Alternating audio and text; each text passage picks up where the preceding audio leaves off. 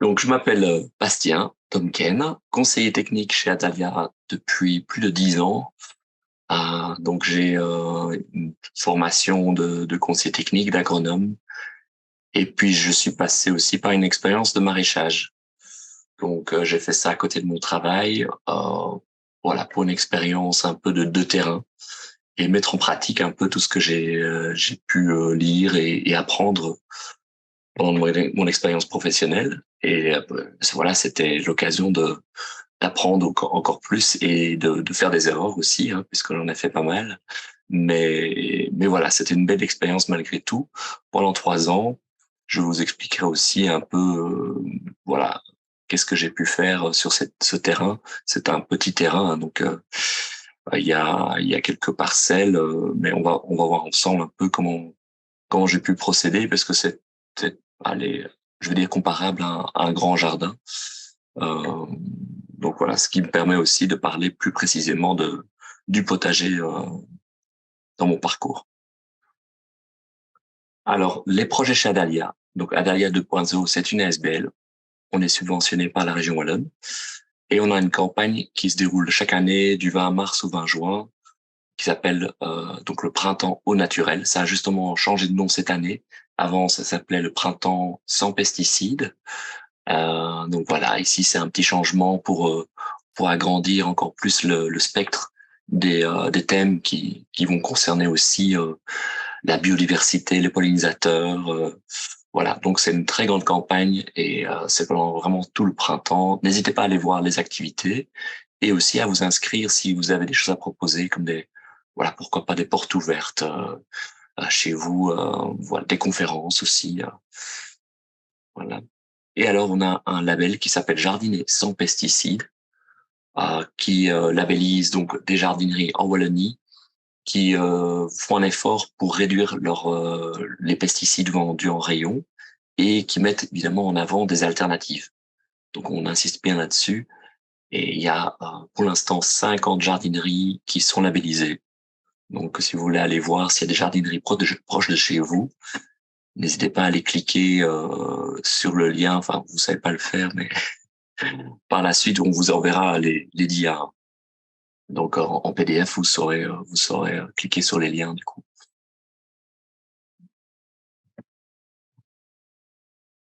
Donc on peut rentrer dans le vif du sujet. Alors on va commencer par quelques règles. Alors, il y en a pas beaucoup. Enfin, j'essaie de d'être assez concis, mais il y a quand même des règles d'or, des règles, des principes de base à avoir en tête quand on jardine, quand on fait un potager. Et puis on va se lancer dans la préparation. C'est la saison, hein. On est le premier jour de printemps, du printemps, je vais dire, météorologique. Donc voilà, ça se réchauffe, les températures deviennent plus douces, on peut se préparer à semer en pleine terre, ceux qui l'ont déjà fait, tant mieux. Mais voilà, il y a certaines précautions à prendre quand même. Qui On est marche. encore au mois de mars. Si Internet, si tu n'as rien. Ah, j'entends un peu de bruit. Oui, je j'arrive pas à désactiver son son. C'est pas grave. Par contre, je me rends compte que vous m'entendez pas à travers le casque. Si on Bon, t'entend. mais vous m'entendez bien. Ça, c'est le principal. Moi, je vais enlever le casque. Voilà. Donc, j'en étais où? Je démarre mes cultures. Et puis, le top 5 des légumes faciles, hein. Donc, on va voir un peu. Il y a des légumes qui sont plus faciles à mettre en place que d'autres, qui sont chouettes pourquoi pas mettre en place avec les enfants. Voilà, c'est quelques petits légumes. Il y en a plein d'autres que je pourrais nommer, mais on verra qu'il y en a qui ont moins de problèmes que d'autres pour le démarrage en tout cas. Et on finira avec la lutte écologique. Donc, comment se prémunir contre certains ravageurs, certaines maladies au potager.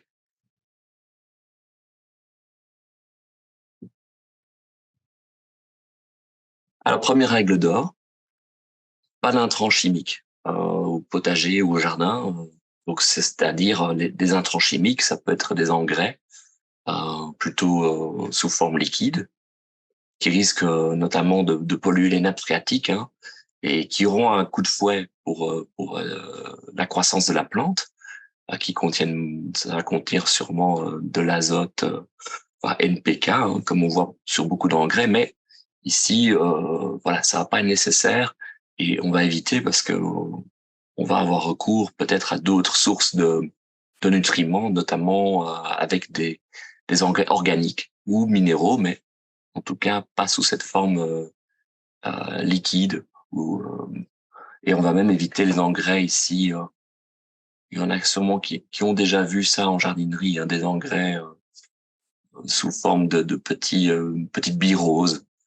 Voilà, c'est aussi des engrais qui risquent d'être surdosés. Ils sont pas nécessaires pour un potager. Voilà. Et alors, j'ai pas dit qu'il fallait pas nourrir son sol, ça on verra plus tard, hein. On peut mettre des engrais, on peut fertiliser son sol, mais avec certaines choses qui vont en tout cas permettre d'avoir une décomposition lente et un apport nutritif tout en douceur. Alors, deuxième intrant qu'on va éviter, ce sont les pesticides, hein, bien entendu, hein, parce que notre rôle chez Adalia, euh, d'ailleurs, j'ai pas précisé, mais chez Adalia, on a comme objectif de voilà de prémunir les gens plutôt de sensibiliser, voilà, j'y arriverai, sensibiliser contre les pesticides, mais bien entendu de conseiller des alternatives. Donc, on va être axé sur des alternatives aux pesticides, hein, ici. Donc, je vais en parler un petit peu, notamment de ces fameux granulés anti-limaces, notamment.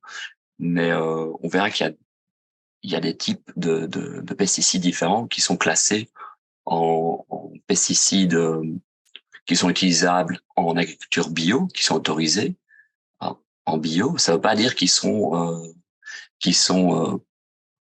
à mettre partout et n'importe comment. Ça reste des pesticides qui sont pas sans risque, justement. Ça, on verra un petit peu par la suite. À la fin de la présentation, on aura un petit chapitre là-dessus.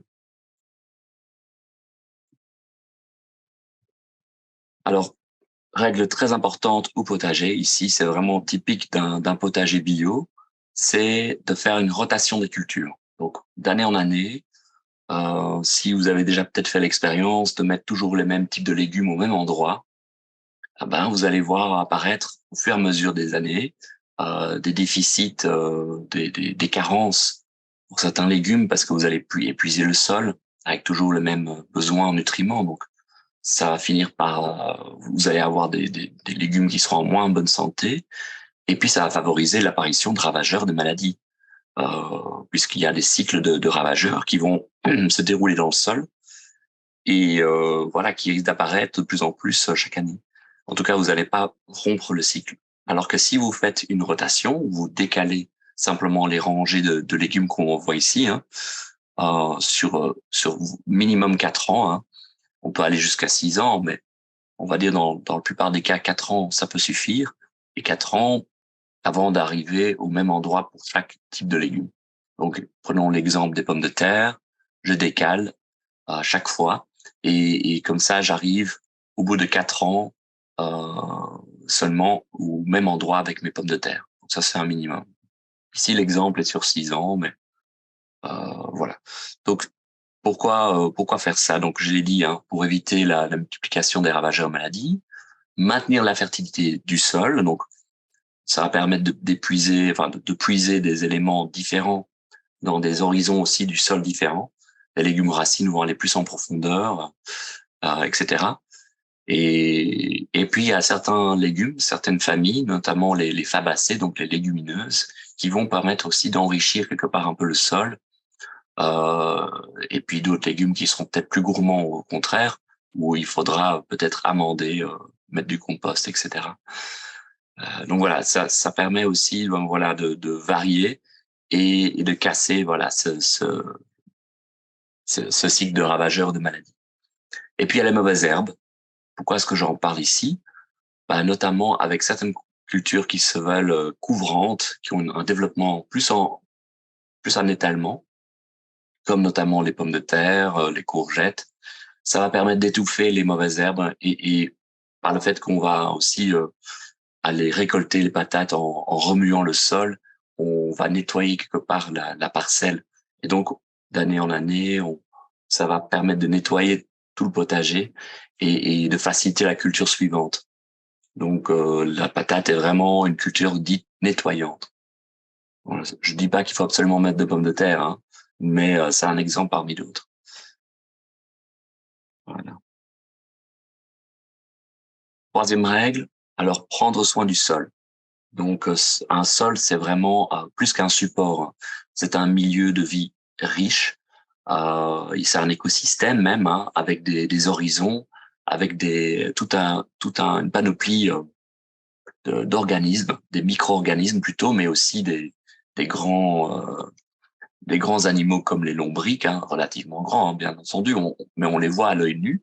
Par contre, les calemboles, les micro-organismes, c'est plus compliqué, mais ils travaillent vraiment la fertilité du sol. Donc, on a des bactéries, des champignons qui vivent plus en profondeur, qui, si vous les remontez à la surface, vont détruire. Donc, c'est là qu'il faut faire attention quand vous allez travailler le sol. On va vraiment travailler en surface, vraiment remuer un petit peu les 10 premiers centimètres, mais maximum 20. On va vraiment éviter de retourner les couches, les horizons. Voilà, ce qui se passe, c'est si on laboure comme sur la photo, on va labourer, on va prendre sa bêche et vraiment enfoncer la bêche au plus profond et commencer vraiment à tout retourner. Ça va peut-être faire un effet assez satisfaisant d'une terre bien propre. Ça se fait, hein, ça se faisait encore plus dans le temps, mais maintenant de moins en moins parce qu'on a remarqué justement qu'il y a un effet nocif carrément pour le sol. Voilà, on peut travailler le sol, hein, je dis pas, hein, mais il faut faire attention à ne pas aller trop loin en profondeur. Donc on peut aérer. On verra qu'il y a des outils qui sont quand même plus adaptés maintenant. Et puis, bien sûr, apporter de la matière organique, apporter de l'amendement pour structurer le sol et maintenir la fertilité, parce qu'on a des légumes qui ont parfois besoin de beaucoup de nutriments. Et donc, si on nourrit correctement le sol, ben le sol va nourrir les légumes. C'est dans ce sens-là qu'il faut le voir. Ah oui, je dis la matière organique décomposée en surface. Parfois, on a tendance à enfouir la matière organique. Euh, voilà, même si quand on commence à planter des arbustes ou quoi, parfois on voit dans certaines vidéos, on met le compost au fond. Attention, déjà, il faut que ce compost soit bien décomposé, mais aussi, si on l'enfouit, il va pas forcément bien se décomposer au fond, il va peut-être pas profiter aux légumes ou aux racines des plantes, et parce qu'il va se situer en anaérobie, sans oxygène. Donc, la matière organique pour bien décomposer, c'est vraiment en surface. Il faut voir le sol comme un tube digestif où la bouche se trouve à la surface, donc il faut apporter la nourriture par en haut. Et comme une litière forestière, hein, les feuilles se décomposent par le haut. Personne va enfouir les feuilles en forêt et le sol est vraiment très bon, voilà, très riche en matière organique et pas besoin d'intervenir. Et enfin, la quatrième règle, donc là, c'est plus le côté ravageur et maladie. Il vaut mieux prévenir au lieu de guérir. Donc, il y a des mesures à mettre en place face à certains problèmes. Vous avez peut-être des problèmes récurrents, des papillons qui reviennent chaque année, enfin avec plutôt des chenilles qui viennent grignoter les feuilles, des limaces toujours à la même période sur certains légumes qui posent problème. Donc, observez régulièrement, prenez des notes et voyez si ça se répète. Ben, il faut mettre en place des mesures préventives à ce moment-là, notamment des voiles anti-insectes. Là, ça peut notamment servir contre certains papillons, je pense notamment en choux, mais aussi contre certaines mouches mineuses sur les carottes, notamment la mouche de la carotte est assez dommageable. Donc voilà, là, le seul moyen vraiment efficace, c'est de mettre en place ces fameux voiles. Là, j'avance un peu trop dans la matière, donc je n'en dis pas plus. Je garde ça pour tout à l'heure. Et puis aussi, on peut jouer sur l'environnement proche, tout autour du potager, dans le jardin. Pourquoi pas mettre des fleurs, des abris insectes, euh, des arbustes qui vont attirer les oiseaux. Vraiment créer un écosystème favorable qui va réguler la population de ravageurs, qui va vous aider aussi voilà à maintenir la population de pucerons de limaces à un niveau acceptable. Je dis pas que voilà ça on n'aura aucun souci au potager, mais ça peut aider et puis ça fait un jardin plus coloré, plus vivant selon moi. Cinquième règle, c'est un peu en bonus, hein, parce qu'on en parle de plus en plus, c'est le zéro déchet. Au jardin, ça peut se faire aussi, hein. On voit de plus en plus de plastique dans les jardineries. À la bonne saison, on va avoir les petits pots, les cellules, donc les grands plateaux à semis. Tout ça, voilà, il faut se dire que si on en achète, il faut d'abord se dire est-ce qu'on en a vraiment besoin, et puis regarder que ça dure bien dans le temps. Donc acheter de la qualité. Je dis pas que j'achète jamais de plastique, hein, mais j'essaye d'utiliser des choses que je sais qui vont durer. Et puis, si je peux trouver des alternatives, notamment pour des petits pots à semis, maintenant il existe des variantes en carton qui vont se désagréger. Donc voilà, on n'utilisera qu'une seule fois, mais au moins on n'aura pas de plastique à jeter au bout de X temps. Euh, voilà, c'est pas mal je trouve. Et puis on peut trouver aussi des rouleaux de papier toilette avec le carton au milieu. Hein. Ça se fait aussi, hein, de repiquer dans ces petits pots ou de semer même. Voilà, peut-être plein de petits trucs et astuces, mais ce sera pas le sujet aujourd'hui. Hein. Je dis juste ça pour les principes à avoir en tête au potager. Alors, préparer son potager. Alors, ça se fait au printemps essentiellement, mais on peut s'y prendre à l'avance, surtout si on a une grande surface à travailler. Il vaut mieux déjà démarrer l'hiver, j'ai envie de dire. Bon, rassurez-vous, il n'est pas trop tard. Hein. Mais si on commence à faire un potager pour la première fois, euh, il faut se dire qu'il vaut mieux préparer le sol en amont, euh, voir s'il y a des plantes qui sont peut-être des plantes indicatrices d'un sol compact. Dans ce cas, il faut aérer. Et puis pour désherber, il vaut mieux aussi s'y prendre à l'avance parce que c'est les grandes surfaces, ça va demander peut-être beaucoup de travail au début. Et pour s'éviter justement tout ce travail de désherbage, il vaut mieux mettre en place des stratégies avec des bâches ou toutes sortes de techniques qui vont occulter la terre et donc les mauvaises herbes. Mais ça, je parlais peut-être des techniques plus tard. J'ai un petit sondage pour les participants qui va me permettre aussi de voir votre expérience au potager. Donc, je vais lancer euh, le petit sondage qui va s'afficher sur votre écran. Et là, je vais voir un petit peu le niveau d'expérience que vous avez au potager. Ça se remplit. En attendant, Bastien, j'étais en train de répondre par écrit à une réponse, mais peut-être qu'on peut y répondre tout de suite. Il y a quelqu'un qui me demande, bonjour, dans le cas du bokashi, compostage qui fonctionne par anaérobie, il est conseillé d'enterrer à 30 cm. Le connaissez-vous? Du coup, est-ce que ça te parle, le bokashi?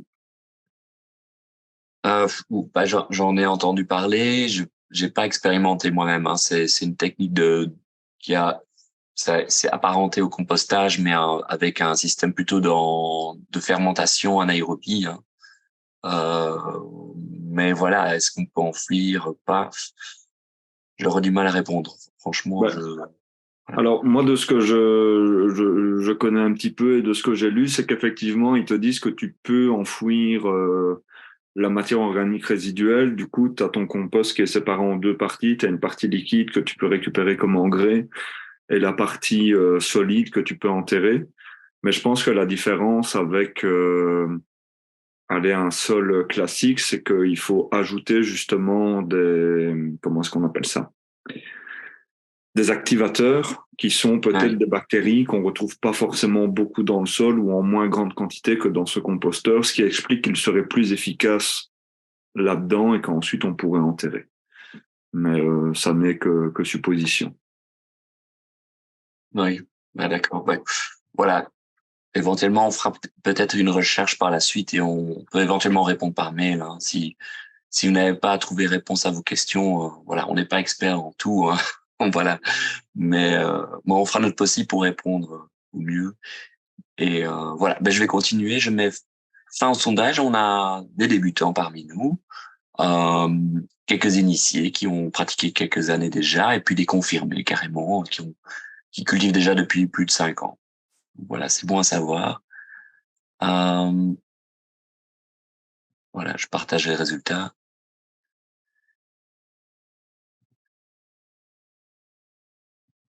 Alors pour les débutants, ça vous intéresser d'autant plus ce chapitre-ci, hein. Donc, mais pour les autres aussi, parce qu'il n'est jamais trop tard pour vraiment s'intéresser à son sol. Peut-être qu'on se dit, est-ce que j'agrandis le potager cette année? Donc, ça va demander aussi une préparation de sol adéquate. Alors, hop, est-ce que voilà, ça y est. Donc, alors connaître la terre de son jardin. Donc, le sol, c'est ultra important. Donc, on a bien vu.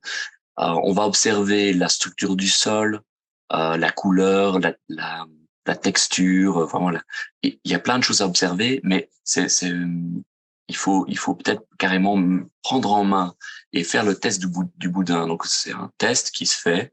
C'est assez amusant à faire, hein. Les enfants peuvent le faire aussi, puisque on a tous joué avec la plasticine. Et ben, c'est un peu pareil. On essaie de faire un boudin. Et donc, qu'est-ce qui se passe, c'est que en faisant ce test, on va tout de suite observer la, la, la structure du sol, donc un petit peu le taux à la grosse louche, hein, soit de sable, soit de limon, soit d'argile, et en plus ou moins en quelle proportion. Donc si ce boudin on n'y arrive pas du tout et que ça se désagrège et c'est vraiment très sableux sous les doigts, ben on a affaire à un sol bien entendu assez sableux, difficile à, à, à utiliser pour les légumes qui ont besoin de beaucoup d'eau, parce que c'est un sol qui ne va pas retenir l'eau. Donc l'eau va avoir tendance à percoler. Et si on n'ajoute pas suffisamment de matière organique, les sols sableux, on reste des sols assez compliqués. Mais voilà, je dis pas qu'on peut pas cultiver sur un sol sableux, mais va falloir peut-être aussi revoir un peu les légumes qu'on a envie de cultiver, hein. Donc voilà. Et alors, si on arrive à faire un boudin qui tient pas vraiment en place, mais avec une texture assez douce sous les doigts, ben là on a un sol plutôt limoneux. Ah, c'est un bon sol, c'est un bon compromis. On n'est pas encore dans un sol argileux, donc c'est pas encore trop collant. Et en général, ce sont des sols assez riches. En SB notamment, en Wallonie, on a des sols assez limoneux qui conviennent bien aux cultures en général.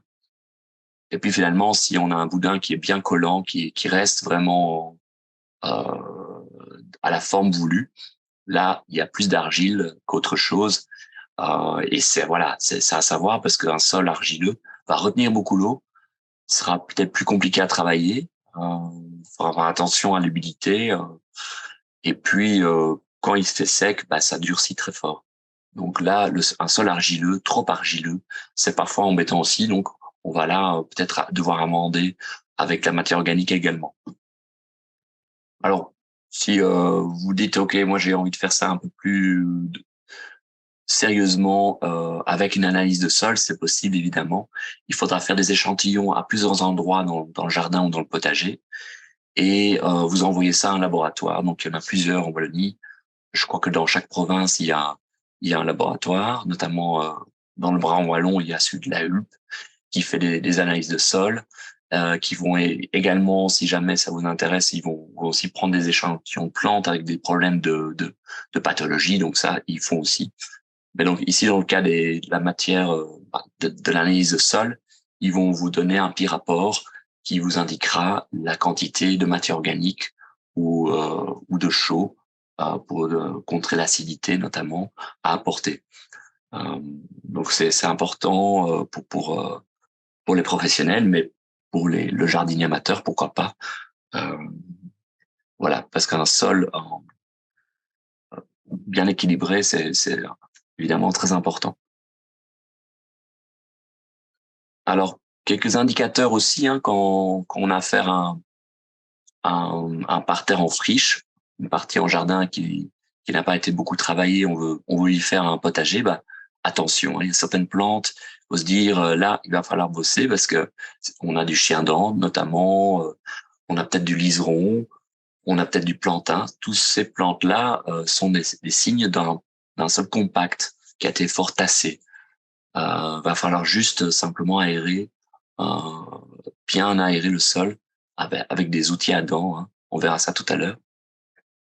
Et bon, il y a des nitrates, notamment si on a de l'ortie, là c'est peut-être un excès de nitrate, donc va falloir voir si il n'y a pas un ruissellement d'azote qui arrive d'un champ carrément, ou alors c'est simplement parce que vous êtes proche du poulailler, du compost. Là c'est normal. Donc c'est vraiment l'ortie qui montre qu'il y a un excès d'azote dans le sol.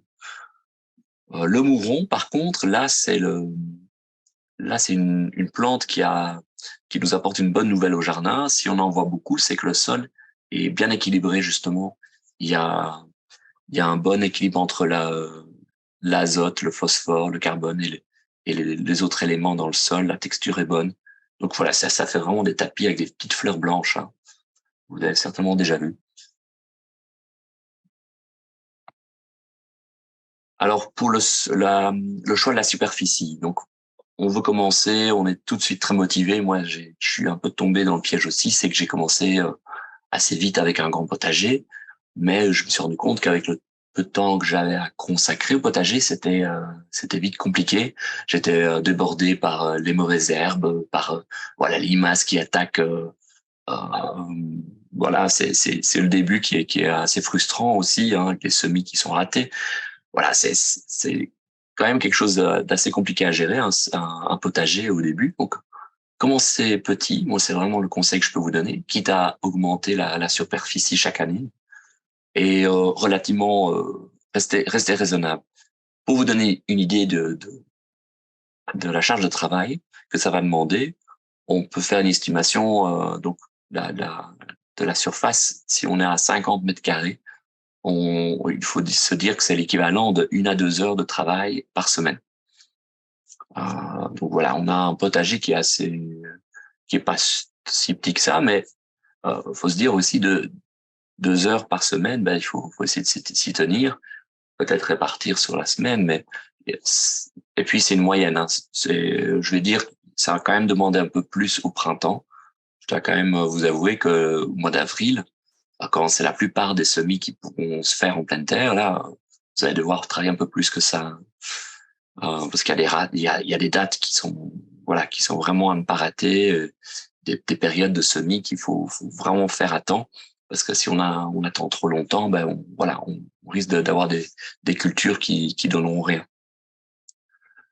Et puis la bonne exposition. Donc, l'orientation par rapport au soleil, c'est évidemment très important. Une exposition bien ensoleillée, bien entendu, c'est très important. On peut se permettre une petite ombre sur une partie, hein, c'est la fin de journée, c'est pas très grave, mais le mieux c'est d'avoir un plein soleil vraiment dès le matin. Comme ça, le sol se réchauffe bien. Sud-est, pour moi, ça me paraît vraiment bien.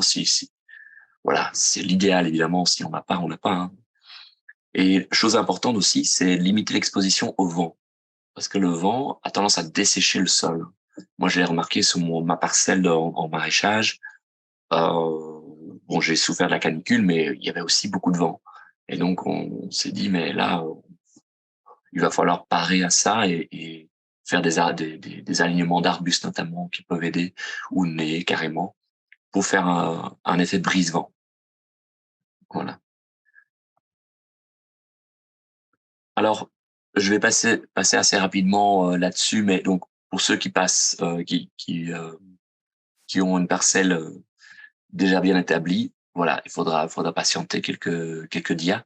Ici, simplement pour parler d'une technique que je trouve vraiment très importante si on veut vraiment éviter tout ce qui est désherbage assez fatigant, à aller décaper l'herbe, parce qu'il faut se dire que ici maintenant, si on est un peu tard, il faudra décaper les mottes de gazon. On part d'un gazon là, va falloir travailler et enlever le maximum de racines. Mais si on s'y prend un peu à l'avance, on se dit bon, pour cette année, j'aurai peut-être pas de potager, mais je me prépare. On met simplement une bâche et la bâche, ça doit être aussi donc une bâche bien opaque et en plastique. Bon, là c'est votre choix.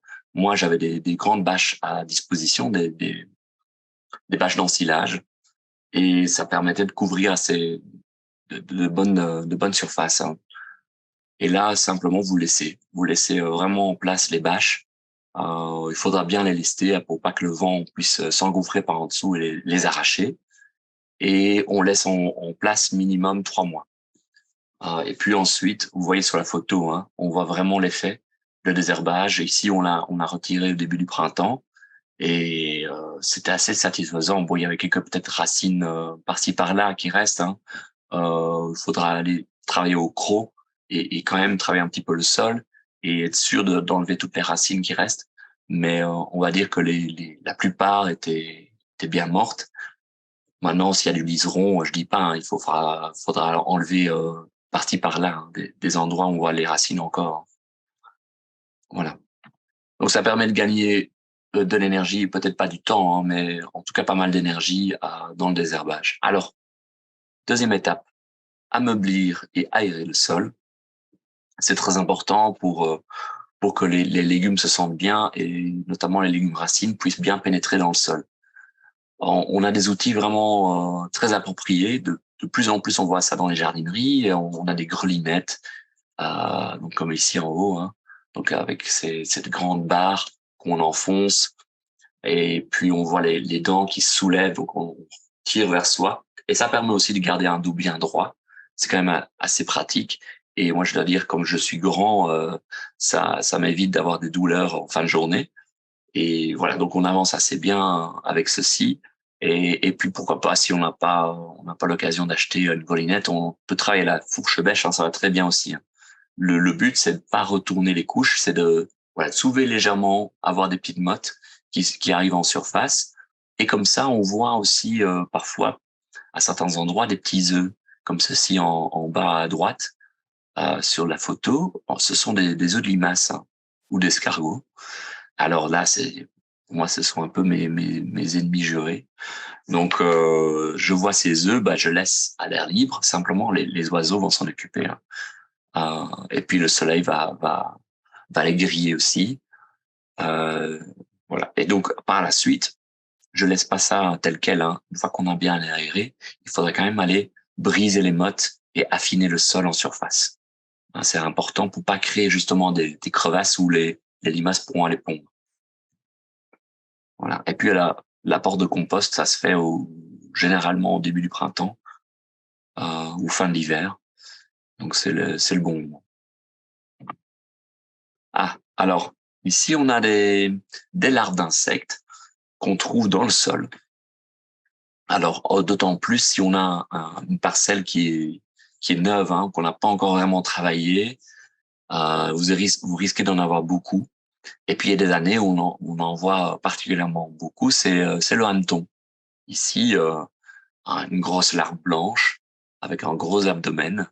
Et lui, c'est un ravageur vraiment, parce qu'il va aller se nourrir des racines. Donc vous avez des laitues qui vont arriver, elle va se jeter sur les racines de laitue et vous allez voir la laitue flétrir comme ça, hein, du jour au lendemain.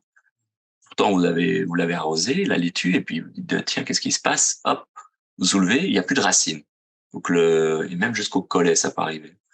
Donc le hanneton, il est très vorace et il reste 3 ans dans le sol. Donc vous allez voir des cycles où il va arriver un petit peu en nombre certaines années plus que d'autres. Et elle va grossir évidemment d'année en année. Voilà.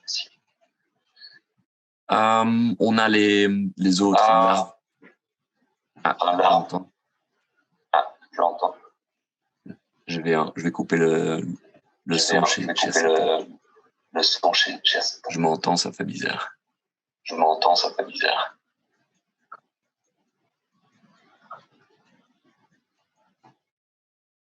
Voilà, on a une larve parmi les autres ici, une larve qui est qui n'a rien à faire là, qui n'est pas un ravageur, hein, et qu'on va trouver en général moins dans le sol. Alors vous pouvez dire peut-être dans le chat si vous avez une idée de la réponse,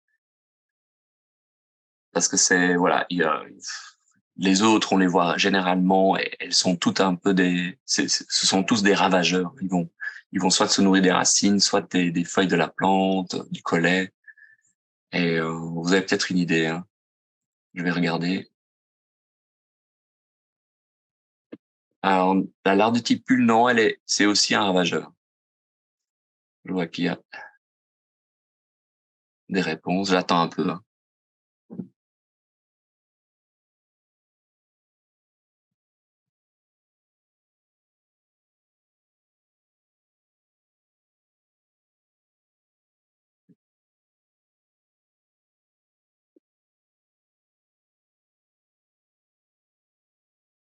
Oui, en effet, cétoine. Donc, la larve de cétoine, c'est celle ici en haut à gauche. Elle ressemble vraiment au hanneton.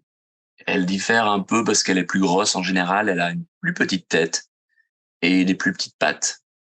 Bon, voilà. Donc, moi, j'ai eu de la chance, quelque part, de les voir vraiment quasiment au même endroit en même temps, en travaillant un petit peu le sol. Donc là, c'est la photo que j'ai pu prendre, moi, dans mon jardin. Et pourquoi j'avais des cétoines? Alors, les cétoines, donc ce sont des gros coléoptères assez colorés, très jolis, qui vont plutôt se nourrir de pollen, qui vont aller sur les plantes, les fleurs, à la recherche de nectar. Donc, pas du tout un ravageur. Et sa larve, elle adore les endroits où la matière organique est en décomposition, ou dans les troncs de bois morts, les troncs d'arbres morts, notamment. Alors ici, il se fait que j'avais mis pas mal de bois morts enterrés dans mes parcelles. J'avais lu quelque part que c'était bon pour nourrir le sol et garder l'humidité, mais voilà, ici, je me suis dit, tiens, mais c'est quoi ces larves? Et ça n'a rien à faire dans un sol normalement, parce qu'en profondeur, il n'a rien à faire là. Il va pas s'y retrouver. Donc j'ai pu soigneusement les mettre de côté. Dans le compost, il n'y a pas de souci, hein, peuvent rester là. Mais les larves de hanneton, par contre, là, je les détruis, hein. Je les donne aux poules. J'ai pas de pitié pour les hannetons. Il faut pas croire qu'il y en a moins. Chaque année, on en voit, hein. C'est pas une espèce en voie de disparition. Voilà.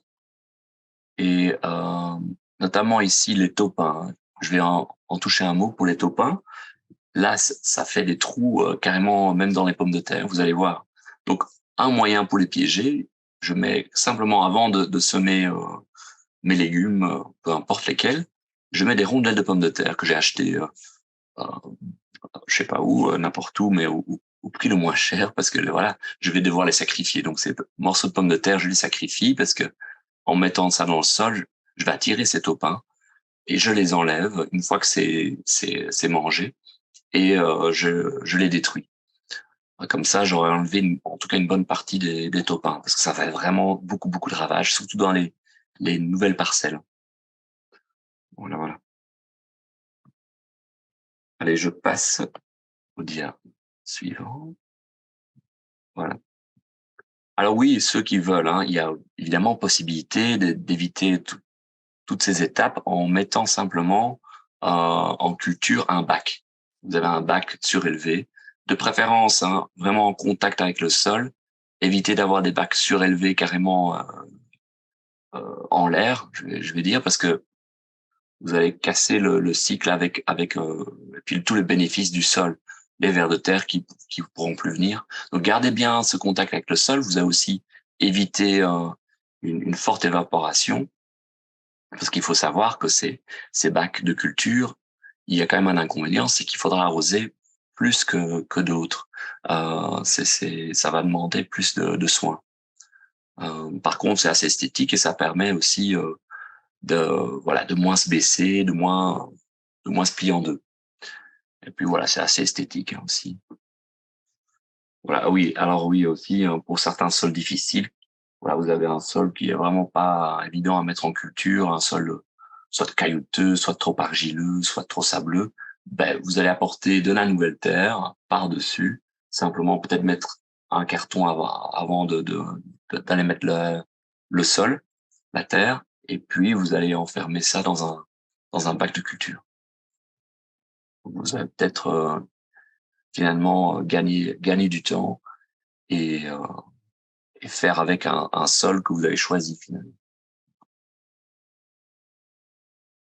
Donc moi j'ai commencé une parcelle, je me suis inspiré d'un maraîcher québécois qui est Jean-Martin Fortier. ceux qui connaissent peut-être savent que c'est un maraîcher qui a eu beaucoup de succès parce qu'il a inventé une technique de culture assez intensive en bio. Et voilà, un de ses principes, c'est de travailler sur des planches de culture. Donc des planches, c'est simplement des parcelles où ne poussent que des légumes. Donc il n'y a pas de chemin. Vous allez avoir ces planches qui sont d'une largeur assez bien définie à l'avance, hein, en fonction aussi de votre façon de travailler. Moi, j'aime bien avoir 80 centimètres de large pour mes planches parce que ça va me permettre d'aller peut-être aller chercher des mauvaises herbes ou travailler le sol euh, d'une extrémité à l'autre. Simplement en étant dans les allées, je peux facilement travailler sur mes planches. Voilà, c'est vraiment ça qu'il faut voir.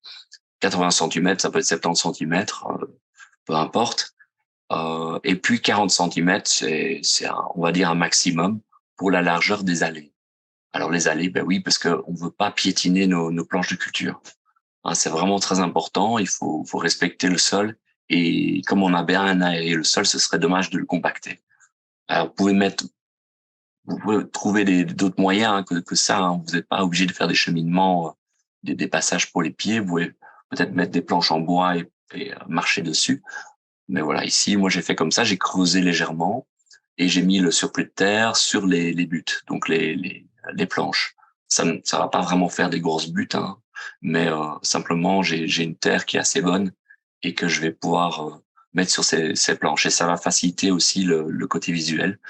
Et comme j'ai mes chemins qui sont creusés, je vais pouvoir plus facilement aussi les pailler.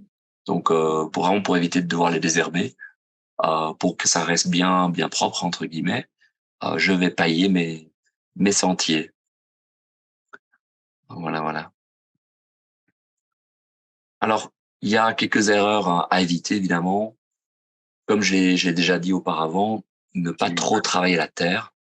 Alors, si on fait ça, vous allez avoir une terre très fine, peut-être presque poussiéreuse. S'il fait trop chaud, vous allez avoir des problèmes. Et puis, dès qu'il pleut, vous allez créer une croûte, notamment pour les sols argileux. C'est vraiment pas bon parce que vous allez vraiment avoir une croûte qui durcit et qui va peut-être même empêcher les graines de bien lever.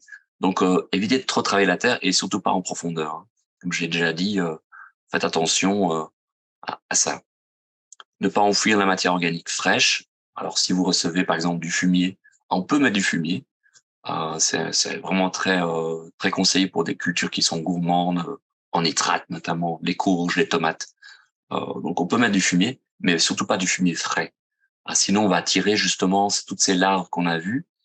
Hein, je l'ai peut-être pas dit, mais les larves d'hannetons, les tipules, tout ça sont attirés par la matière organique ou les racines qui sont dans le sol. Donc si vous enfouissez votre fumier, vraiment vous allez les attirer. Donc attention à ça et laissez simplement composter en tas votre fumier ou mélangez peut-être à un compost pour pas que ce soit trop riche non plus. Et puis vous allez pouvoir l'utiliser par la suite. Donc vous laissez vraiment reposer quelques mois. Voilà. Alors évitez aussi de motoculter. Hein. Ça paraît évident, mais moi je l'ai fait au début pour vraiment nettoyer une bonne fois la terre. J'avais une terre assez compliqué à travailler. J'avais des grosses cultures à mettre en place, donc j'ai loué un engin, mais j'ai fait attention quand même de ne pas descendre trop profond avec la fraise et éviter de faire trop de dégâts parce que je sais que j'étais en train de massacrer les vers de terre en surface, donc j'essaie quand même de respecter les couches du sol et de pas aller trop loin. Donc on peut utiliser un appareil rotatif, mais attention à la profondeur.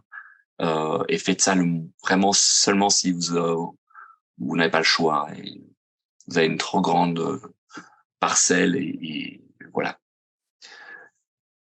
Alors oui, attention surtout aux liserons chien-dent. Je l'ai pas dit non plus, mais les racines, ce sont en fait des rhizomes qui vont, une fois segmentés, une fois cassés en morceaux, vont pouvoir repartir en faisant des petites pousses. Donc vous allez multiplier ces plantes en faisant l'usage de ces appareils rotatifs.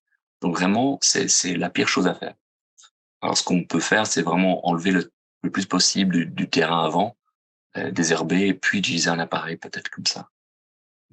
Moi, c'est comme ça que j'ai pu procéder en tout cas. Alors oui, aussi un classique du printemps, on a envie de semer en pleine terre, il fait beau, on est assez pressé. Eh bien, vous allez semer et puis quelques semaines, vous allez voir vos graines germer, mais aussi toutes les graines qui étaient en dormance dans le sol, puisque vous avez préparé votre planche de culture. Il y a toutes les graines qui vont se réveiller en même temps. Donc même les graines de mauvaises herbes, hein, j'ai envie de dire, elles risquent d'étouffer vos cultures. Donc vous allez devoir désherber. Ça va être assez pénible à faire parce que vous allez avoir vos toutes petites semences qui ont à peine germé que vous risquez de les endommager. Enfin, donc c'est quand même à éviter. Et donc on verra qu'il y a une technique pour éviter ça aussi hein, par la suite. Évidemment, moi j'ai fait des erreurs, et c'est comme ça que j'ai appris. Donc faites vos erreurs aussi. Hein. Ça, ça, ça fait partie de l'apprentissage.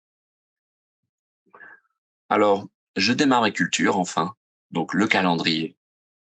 Alors, on verra aussi les différentes techniques hein, de semis en pleine terre. Mais avant ça, ben, les semis sous abri, c'est très important pour certains légumes d'avoir peut-être un, un avantage sur d'autres plantes, les mauvaises herbes notamment.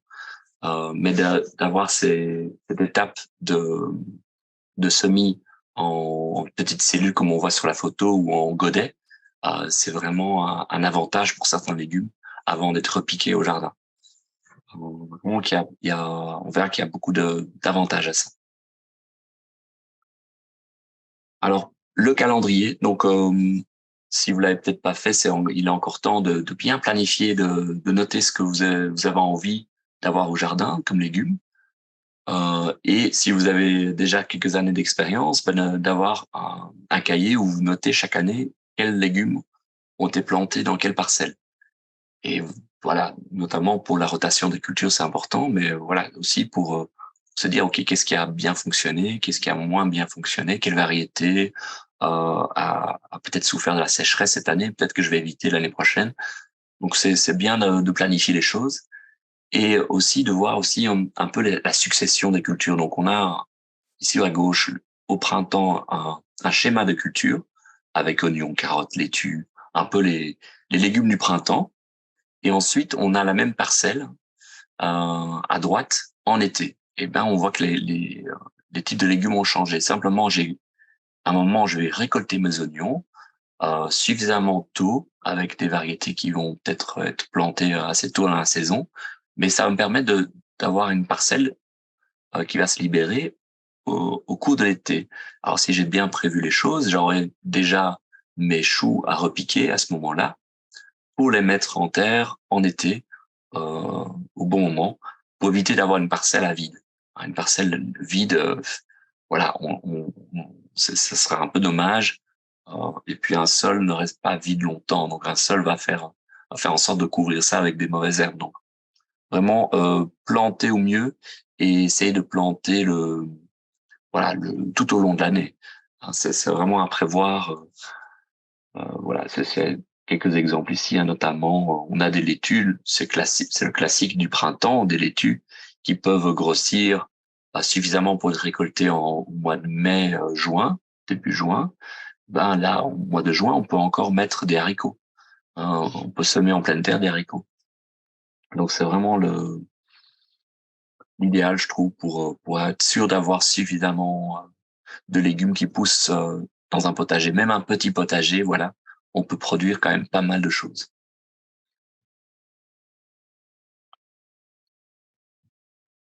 Donc, je démarre mes cultures peut-être d'abord sous abri. Alors, on peut chauffer par le fait qu'on sème à l'intérieur. On a un chauffage peut-être en permanence à la maison parce que certaines graines auront besoin de chaleur pour germer. Je dis pas qu'il faut 20 degrés, hein, mais au-dessus de 10 degrés, c'est quand même mieux. Euh, et puis, c'est encore plus important pour les légumes qui aiment la chaleur. Donc, tomates, aubergines, poivrons, courgettes. Ils auront besoin d'un semis, je vais dire, à chaud. Une fois que ces plantes ont germé, c'est moins crucial, mais voilà, il faudra quand même les protéger des froids, surtout pas les mettre dehors maintenant. Si vous avez déjà pris de l'avance, vous avez déjà des semis de tomates qui ont germé, attendez avant de les repiquer. Hein. Vaut mieux attendre avril, mai pour les repiquer en pleine terre. Et encore là, il faut bien les protéger des coups de froid, du gel qui peut arriver. Alors, l'avantage, hein, j'en ai déjà parlé, hein, mais on, on a des ravageurs comme les limaces qui vont arriver. Si vous mettez ça en pleine terre, notamment les radis, hein, commencez par des radis, vous allez voir, les radis, les premières feuilles sont assez grandes. Eh bien, c'est très visible. Les oiseaux vont peut-être s'y attaquer, mais les limaces aussi. Et la soirée, vous les voyez pas la journée. À la soirée, elles vont être occupées à aller grignoter les premières pousses. Donc, si vous faites un petit semis en godet, en cellule ici ou même en ravier, on a cet avantage d'avoir des plantes plus fortes avant d'être piquées et qui résisteront mieux aux attaques. Je dis pas que c'est sûr à 100%, mais on aura plus de réussite. Et puis, on contrôle un peu mieux la levée. Tout ce qui est humidité et température, on aura plus de garantie pour une levée réussie. Alors, certains légumes, on ne pourra pas les repiquer ou les semer comme ceci, hein, mais donc notamment les radis, les carottes, ça va être plus compliqué. Donc là, il faudra passer tout de suite à les semer en pleine terre. Ah oui, alors comme on parle des petits godets, des ravis comme ceci, on a tendance à les gorger d'eau au début pour être sûr que le terreau est bien gorgé d'eau. Attention, ne pas laisser le fond de l'eau baigner euh, avec ces plants dedans, parce que le terreau gorgé d'eau qui reste humide va attirer la mouche du semis, va attirer certaines maladies, et donc risquer de rater vos semis tout de suite. Les graines vont carrément pourrir. Donc vraiment attention à ne pas arroser trop souvent, à ne surtout pas laisser l'eau stagner.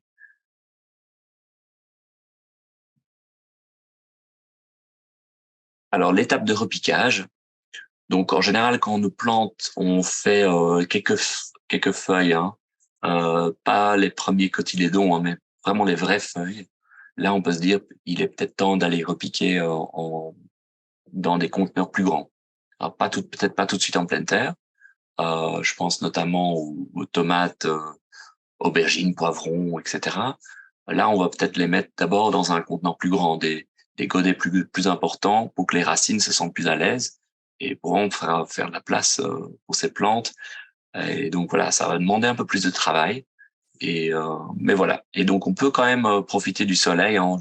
Si vous le laissez à l'intérieur, le risque c'est que vous allez voir ces plantes filer vers la fenêtre. Euh, voilà, vous avez juste un bord de fenêtre chez vous pour faire ces semis, ben ça va poser problème. Donc mettez-les dehors, peut-être sous abri comme ceci, on peut s'acheter des mini serres. Alors j'ai fait l'achat, je trouve que c'est quand même assez pratique parce que la nuit, comme il fait plus frais encore, il y a des risques de gel. Ben on peut les rentrer à l'intérieur. Donc voilà, juste être attentif à bien les sortir et que ça profite du soleil.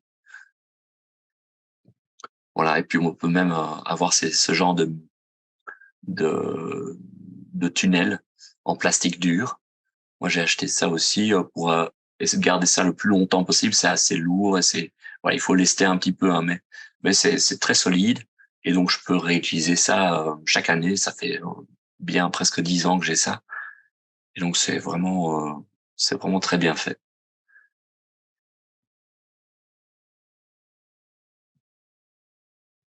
Alors pour les semis en pleine terre, donc c'est le moment pour certains légumes, notamment les petits pois, les carottes hâtives, qu'est-ce que je peux dire encore, les laitues. Voilà, il y a beaucoup de choses qu'on peut déjà semer. Ah, attention à bien regarder sur les paquets, hein, c'est souvent indiqué. Pour préparer le sol, donc je l'ai dit hein, tout à l'heure, on a tendance à aller trop vite. Eh bien, attendez, vous préparez bien, mais avant de semer, vous attendez. Donc, une fois que le passage au râteau a été effectué, vous voyez que les graines, au bout d'une semaine ou deux, toutes les graines adventices vont commencer à germer. Ça dépend de certains sols. Il y en a peut-être certains d'entre vous qui auront peut-être très peu d'adventistes, tant mieux, mais d'autres qui auront beaucoup parce que voilà, c'est une terre assez nouvelle qui vient d'être travaillé. Alors à ce moment-là, vous allez désherber tout simplement en passant la binette ou au râteau. Et puis, à ce moment-là, vous pouvez seulement semer. Donc ce qu'on appelle le faux semis. Hein. C'est la technique du faux semis. Donc voilà, ça demande un peu plus de temps, on anticipe un peu, mais on aura beaucoup plus facile par la suite pour entretenir la culture. C'est très important, notamment pour les carottes, qui sont vraiment l'exemple des graines qui mettent du temps à lever, ou qu'elles germent assez lentement, contrairement au radis. Hein. Mais voilà, donc les carottes, c'est d'autant plus important de faire un faux semis. Alors oui, toujours attention à la profondeur du sillon et à répartir les graines de façon homogène. Un petit truc, c'est de mélanger ça avec du sable. Surtout pour les petites graines, je mélange avec un petit peu de sable, comme ça je vois où j'ai semé et je peux évaluer la quantité de graines que j'ai mis. C'est un petit truc que je fais. Et puis une fois que j'ai semé, je mets encore un petit peu de terreau par-dessus. Faites attention de ne pas trop enterrer non plus. Et je tasse légèrement avec le dos du râteau.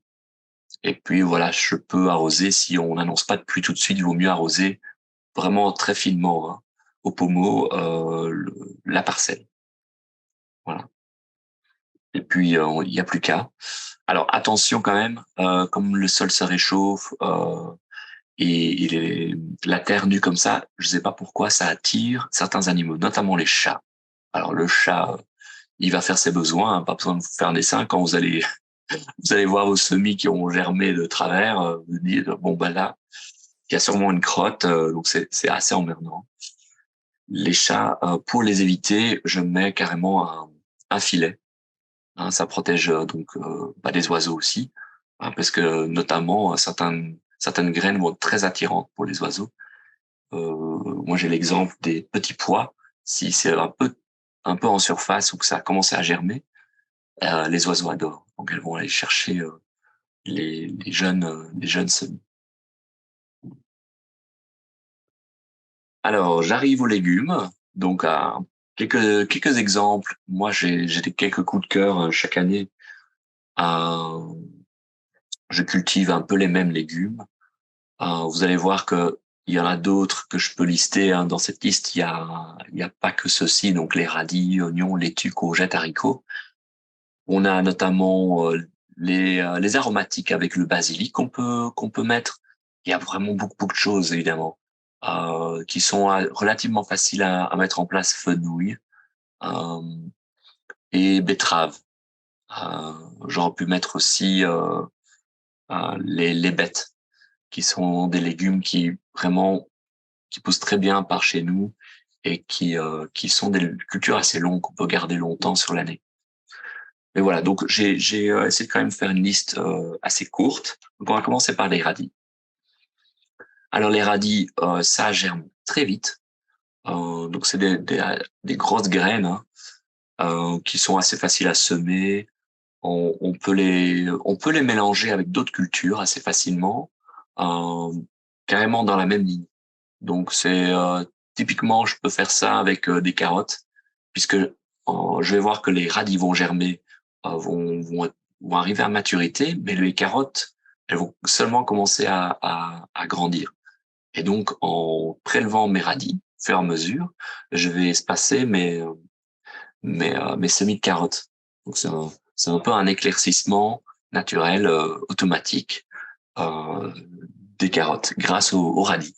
Hein. On peut aussi varier, hein. On peut mettre avec les laitues juste à côté, peut-être aussi, et en voyant que les laitues n'ont pas encore atteint leur maturité, on peut déjà récolter nos radis. Donc c'est une culture assez satisfaisante.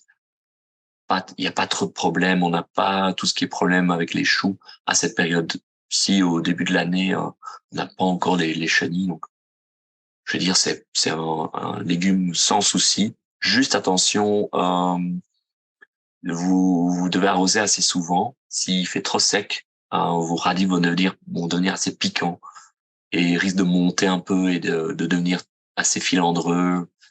Voilà, c'est pas bon. Donc faites attention, bien garder un sol humide. Voilà. Les oignons. Alors, je parle des oignons à repiquer, donc à planter. Ce sont les bulbilles qu'on voit en jardinerie. Hein. Les petites bulbilles, on dirait les mini-oignons qui font quelques centimètres de diamètre. Eh bien, on les plante avec 10 centimètres environ entre chaque, parce ça va bien sûr grandir, grossir, et c'est vraiment aussi un légume qui germe assez facilement, qui commence assez vite et qui ne craint pas trop le froid. Donc, typiquement, on commence cette culture-là au mois de mars. Juste attention au manque d'eau. Hein, ça peut tolérer une certaine sécheresse, mais pour avoir des bulbes qui grossissent suffisamment, il faut bien sûr arroser en suffisance et pailler. Alors le paillage, j'en ai pas encore parlé, mais vraiment bien pailler, ça permet d'éviter l'évaporation de l'eau au niveau du sol et de limiter le désherbage. Et l'oignon, bah c'est voilà, malheureusement, il y a quand même beaucoup de concurrence. Hein. Donc les oignons mettent du temps à grandir et ne couvrent pas. C'est pas comme les semis de courgettes ou autres. Donc voilà, il faudra désherber et pailler, bien entendu. Voilà. Et puis ça va permettre aussi de récolter aussi les feuilles. On peut manger les feuilles, les jeunes oignons. Ça se mange au printemps notamment. Et sinon, bah les bulbes, plutôt à récolter début de l'été. Une fois que ça a bien jauni, bien séché, on peut les sortir de terre. Alors attention, juste, c'est un légume qui est assez sensible aux maladies quand même. Certains ravageurs, mais voilà, c'est surtout les maladies qui peuvent poser problème, la pourriture des bulbes. Donc, si vous avez un sol gorgé d'eau assez argileux, évitez de planter des oignons. Ou alors peut-être sur butte. Les laitues, un classique du printemps. On a plein de variétés, les reines de mai, les quatre saisons, les laitues à couper. J'aime assez bien ces variétés de légumes de laitue parce qu'on a vraiment des feuilles pendant très longtemps. Donc ça va pousser au fur et à mesure. On peut récolter les feuilles les plus basses, les feuilles les plus grandes, et c'est vraiment l'avantage d'avoir voilà quelque part un petit peu de salade tout le temps que d'avoir juste une grosse pomme de laitue qu'on a récoltée. On va devoir manger cette laitue assez vite et parce que ça voilà, une laitue au frigo ça tient pas très longtemps. Alors que les variétés à couper, donc regardez bien sur les paquets les variétés de laitue à couper. Moi, je trouve que c'est vraiment un gros avantage. Il y en a qui résistent assez bien à la levée. Regardez bien aussi parce que le gros désavantage, c'est la chaleur. En général, beaucoup de laitues, notamment la reine de mai, c'est une variété classique, elle a tendance à monter assez vite dès qu'il fait chaud. Et monter, ça veut dire qu'elle va vouloir germer, enfin, plutôt faire des graines. Elle fleurit, hein, et donc elle va faire sa tige. Donc, une fois que vous voyez que la pomme commence à faire une tige, alors là, vous la jetez parce que c'est immangeable. Vous allez avoir un goût assez amer. Donc c'est vraiment trop tard. Attention évidemment aux limaces, aux pigeons qui ont tendance à s'attaquer à la culture. Donc l'important c'est vraiment de repiquer, de bien nettoyer le sol. Faites attention au paillage, ne mettez pas trop de paillage autour des laitues parce que c'est une cachette pour les limaces. Je dis pas qu'il faut pas pailler en été, mais au printemps, il vaut mieux peut-être pas pailler tout de suite les laitues et aller à la chasse aux limaces. Hein, vraiment, c'est un peu ça qui va faire la réussite de ces cultures, c'est au début. Hein. C'est une fois qu'elles sont grosses, on peut avoir quelques attaques de limaces. Elles vont commencer à manger par en dessous, mais on aura quand même une belle pomme de laitue. Les courgettes. Alors c'est plutôt un légume d'été. On va commencer les semis au mois d'avril. En général, on peut déjà commencer sous abri à chaud, dans des petits godets. Et les graines, faites attention, elles sont assez sensibles à l'humidité. Donc vraiment, faites attention, sinon vous allez avoir des graines qui pourrissent. Ça arrive assez facilement avec la famille des courges en général. Mais une fois elle a germé. Vous allez voir ça faire des grandes feuilles assez vite. Ne repiquez pas tout de suite. Hein, on a tendance à vouloir aller trop vite parce que ces grandes feuilles, les cotylédons, sont très appétentes pour les limaces de nouveau. Donc attention et attendez. Et peut-être favoriser des grands pots, voilà, pour que les racines soient pas trop à l'étroit.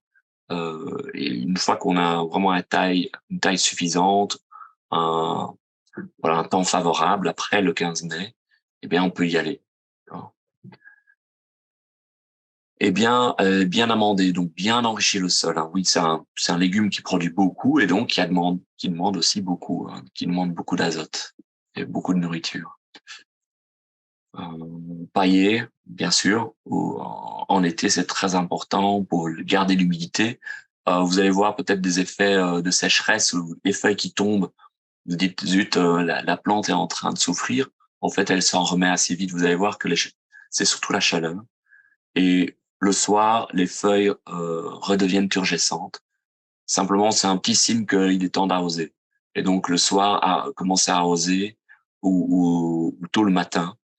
Et voilà, c'est la seule chose qui est vraiment à surveiller si vous voulez avoir une production continue tout l'été. Donc, bien arroser. Et alors, vous allez devoir récolter très souvent. Hein. Une fois que c'est parti, la production, si vous partez en week-end, vous allez revenir, ça a des très grosses courgettes qui grossissent très vite. Donc, récolter le plus possible, demander aux voisins peut-être d'intervenir de temps en temps. Voilà. Et puis, c'est gai de varier les couleurs, hein. Les différentes variétés. Ça change pas grand-chose au goût, mais bon, c'est toujours sympa d'avoir des couleurs différentes au potager. Les haricots. Alors, je vais ici parler des haricots nains, mais je pourrais très bien parler des petits pois, hein, de la famille des légumineuses. C'est le même principe, c'est des cultures faciles. On a des grosses graines à semer en pleine terre. Pour les petits pois, ça se fait, on peut repiquer hein, les petits pois en petits godets d'abord, et puis les planter par la suite, les repiquer par la suite. Bon là, ça peut éviter les désagréments des limaces et les grands coups de froid. Mais en général, ça se plante assez bien en pleine terre. Euh, alors, les petits pois résistent assez bien au froid. Donc, c'est typiquement des cultures de début du printemps maintenant. Regardez bien sur les paquets hein, les périodes de semis. Pour les plus hâtives, on peut déjà commencer. Euh, mais voilà, il faut quand même faire attention aux certaines variétés. Alors, pour les haricots, donc moi, je préconise les haricots nains. Donc, pas besoin d'aller tutorer, de les faire grimper. Ça produit suffisamment. On a une culture qui est assez basse, mais qui est assez facile à maintenir. Elle produit assez bien. Et voilà, l'avantage, c'est de pas devoir commencer à construire des tuteurs, un treillis, etc. On peut le faire. Hein. J'ai déjà expérimenté. On peut aussi quand même varier les hauteurs de dans le jardin. Je dis pas, mais voilà, pour des questions de facilité, si c'est un premier potager, les variétés d'haricots nains, je recommande et elles produisent très bien. Alors oui, je l'ai déjà dit, hein, c'est une culture qui n'a pas besoin d'être enrichie puisqu'elle enrichit elle-même le sol. Voilà. Juste à faire attention, ce que je pourrais dire, c'est au niveau des semis. Faites attention à bien surveiller la levée. Donc, quand elle commence à lever, si vous voyez une irrégularité, ressemez directement aux endroits où il n'y a pas eu de levée, c'est que la graine a pourri ou voilà le paquet peut-être trop vieux. Donc, faites attention et ne laissez pas trop longtemps parce que vous allez devoir recommencer. Et il faut faire attention. C'est des cultures qui demandent un minimum de temps pour fleurir et faire des fruits. Voilà, j'arrive au dernier chapitre. J'ai déjà beaucoup parlé. Je me rends compte qu'il est déjà 21h15. Je vais aller directement aux grands essentiels dans les problèmes au potager, mais je vais pas aller jusqu'aux ravageurs et maladies par légumes spécialement. Je vais rester dans les grandes catégories. Juste, je vais lancer un petit sondage quand même pour avoir une idée rapidement. Hop. Sur qu'est-ce qui vous embête le plus au potager parmi les ravageurs maladies. Il y en a peut-être qui vous embêtent beaucoup plus que, enfin, ça dépend aussi des années, j'imagine. Je sais que les limaces, pour moi, c'est vraiment le numéro un, mais on verra pour vous autres. Je vois beaucoup de personnes ont eu des problèmes avec le mildiou. Limaces aussi. Ok. Un petit peu puceron, chenille. Ok. Ça va. Donc, on va insister sur les limaces, pucerons et peut-être le mildiou. Alors, oui, je vais partager les résultats. Le mildiou, alors c'était assez flagrant. Il y a une année comme ça, c'était en 2021, je crois, où on a eu un printemps très humide et un été aussi très humide. Donc le printemps un peu froid aussi, ça n'a pas aidé, mais où on a eu beaucoup de problèmes de maladies et notamment le mildiou. C'était assez terrible. Même à partir du mois de juin, on a commencé à avoir des taches dans le jardin. Je vais arrêter le partage. Donc ici, on a sur la photo, vous avez sûrement reconnu là les plants de patates avec justement des taches de mildiou qui commencent à apparaître. Là, c'est un peu tard pour intervenir. Il reste plus qu'à arracher ou à couper. C'est un peu la règle qui vient souvent pour les maladies. Mais j'en parle un peu plus tard.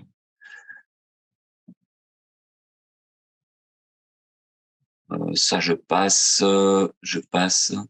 Alors oui, ceux qui veulent voir un peu à quoi ça ressemble des larves d'insectes utiles, notamment ici en fait, je dis simplement qu'il faut relativiser les problèmes, notamment les pucerons, c'est un peu l'exemple que je cite souvent. Avoir des pucerons, c'est pas grave. On va avoir quelques pucerons au début du printemps, ça va prélever un peu de sève. Dans le meilleur des cas, ça va pas vraiment provoquer d'affaiblissement de la plante et ça va avoir l'avantage d'attirer des auxiliaires.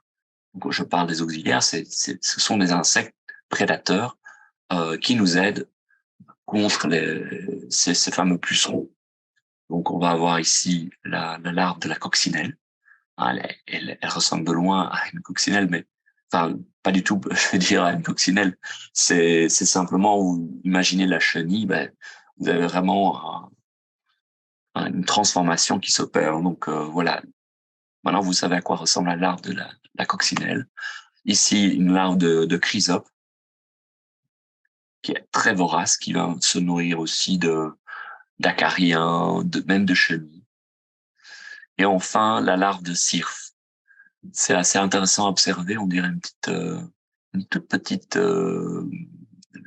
larve, quoi. Voilà, c'est un petit peu ragoûtant comme ça c'est pas très beau à voir, mais très utile. Ne l'écrasez surtout pas. Elle consomme beaucoup de pucerons également. Voilà. Tout ça pour dire que il faut favoriser un écosystème et ça fait voilà ça. Les pucerons font partie de cet écosystème. Donc ne traitez pas, n'allez pas mettre du savon partout. Ça ne sert à rien. Voilà, laissez faire un petit peu la nature. Si vraiment vous voyez que la plante est complètement envahie, là il vaut peut-être mieux intervenir d'une certaine façon. On verra. Il y a certaines techniques. Donc voilà à quoi ça ressemble de loin, en dessous des feuilles surtout. Ça peut être ici sur les feuilles de chou avec les pucerons cendrés. On a des pucerons noirs sur les légumineuses souvent. Voilà, ce sont toutes des espèces différentes. Donc elles ont leurs propres plantes. Elles vont pas sur toutes les plantes. Ce qui fait dire que on peut avoir des pucerons sur certains arbustes qui vont attirer les prédateurs et pas de souci, ces pucerons n'iront jamais sur vos légumes. Donc l'avantage aussi d'avoir un jardin varié avec des buissons, des fleurs, euh, ça va vraiment nous permettre de maintenir ces prédateurs et cet écosystème bien actif. Donc couper les parties colonisées, c'est vraiment pour les parties où vous voyez vraiment qu'il n'y a pas d'autre solution. C'est surtout à l'extrémité des plantes, les endroits tendres, éviter l'excès d'azote parce que la plante ça va favoriser une grosse pousse, des grandes feuilles tendres, des tiges tendres. Donc là, on favorise l'attaque des pucerons. Ce qu'on peut faire pour y remédier aussi, c'est des jets d'eau. Hein. Et puis pourquoi pas utiliser l'ortie sous forme de macération. Hein. Ne pas laisser fermenter, mais utiliser au bout de quelques jours de macération, et ça va être assez efficace hein, contre les pucerons et aussi les acariens. Voilà, pour ceux que ça intéresse. Je passe au ravageur suivant. Alors, vous avez certainement déjà vu ce genre de choses, des traces de bave comme ça. Donc, il s'agit de la limace, évidemment, ou des escargots. Mais c'est surtout les limaces qui nous embêtent le plus, qui vont se cacher la nuit et elles sont plus discrètes, plus difficiles à trouver. On voit les œufs. Quand on travaille un peu la terre, quand on va soulever une tuile, un pot de plante qui n'a pas été bougé depuis très longtemps, ben, on peut observer ce genre de choses. Alors le tout, c'est de pouvoir les attirer et les piéger, vraiment les garder un peu éloignés des plantes qu'on a envie de garder en vie, hein, parce que ça peut faire des dégâts très vite. Notamment les fraises, bon, on voit ici, c'est très très frustrant d'aller chercher une fraise qui est à moitié bouffée. Donc moi, vraiment, c'est le ravageur le plus important euh, au printemps en tout cas. Comme j'ai déjà dit, on travaille le sol en surface de manière assez fine et pour casser les mottes. Donc on évite les accès ou cachettes pour les limaces. On remue un petit peu la terre aussi pour faire monter les œufs éventuellement. Et puis on peut se dire ok, on va mettre un peu de sable, de cendre. On a déjà vu pas mal de choses sur le potager sur Internet pour éviter les limaces, mais ça ne marche pas bien. Hein. Faut se dire qu'une fois qu'il pleut, il fait très humide, tout ce qui est rugueux, sec comme substrat, ça ne servira plus à rien. Donc éventuellement tout ce qui est pierre d'argile, pierre de lave, ça peut éventuellement encore marcher, mais au potager c'est pas pratique. Donc voilà, moi je mise vraiment sur les pièges. Donc je vais les attirer à certains endroits avec des restes de légumes, des épluchures. Je vais aller chercher la nuit. Au soir, je vais allumer ma petite frontale et les voisins se demandent quoi d'ailleurs. Ils se disent mais c'est qui dans le jardin qui s'amuse avec sa frontale. Ben voilà, je pars à la chasse aux limaces, c'est vraiment ça. J'ai mon petit seau dans de l'eau. Alors elle se noie difficilement, donc j'ajoute un peu de sel. Et oui, je suis un peu sadique, mais voilà, ça marche très très bien. Alors si vous voulez pas leur faire du mal, vous les jetez un peu plus loin, mais sachez qu'elles risquent de revenir. Voilà. Donc, on peut les attirer avec quoi d'autre? Bah, des rondelles de pommes de terre et toutes sortes de choses, même des feuilles de chou.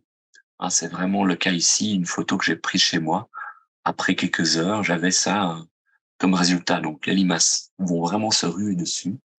Donc, c'est assez satisfaisant à voir qu'elles se défoulent là et pas sur mes jeunes semis. Alors, il faut bien entendu faire attention parce qu'elles sont partout. Donc voilà, il faut vraiment passer partout, vraiment regarder entre les feuilles, être assez vigilant. On peut utiliser des pièges à bière, mais de nouveau, vous risquez d'attirer un peu trop de limaces dans votre potager. Donc éloignez le pot de bière et alors diluer simplement avec un peu d'eau pour éviter que ce soit trop fort, trop concentré. Et en fait, c'est pas l'alcool, hein, c'est l'amidon qui les attire. Donc, pourquoi pas juste utiliser des plants de pommes de terre, ça marche tout aussi bien. Voilà.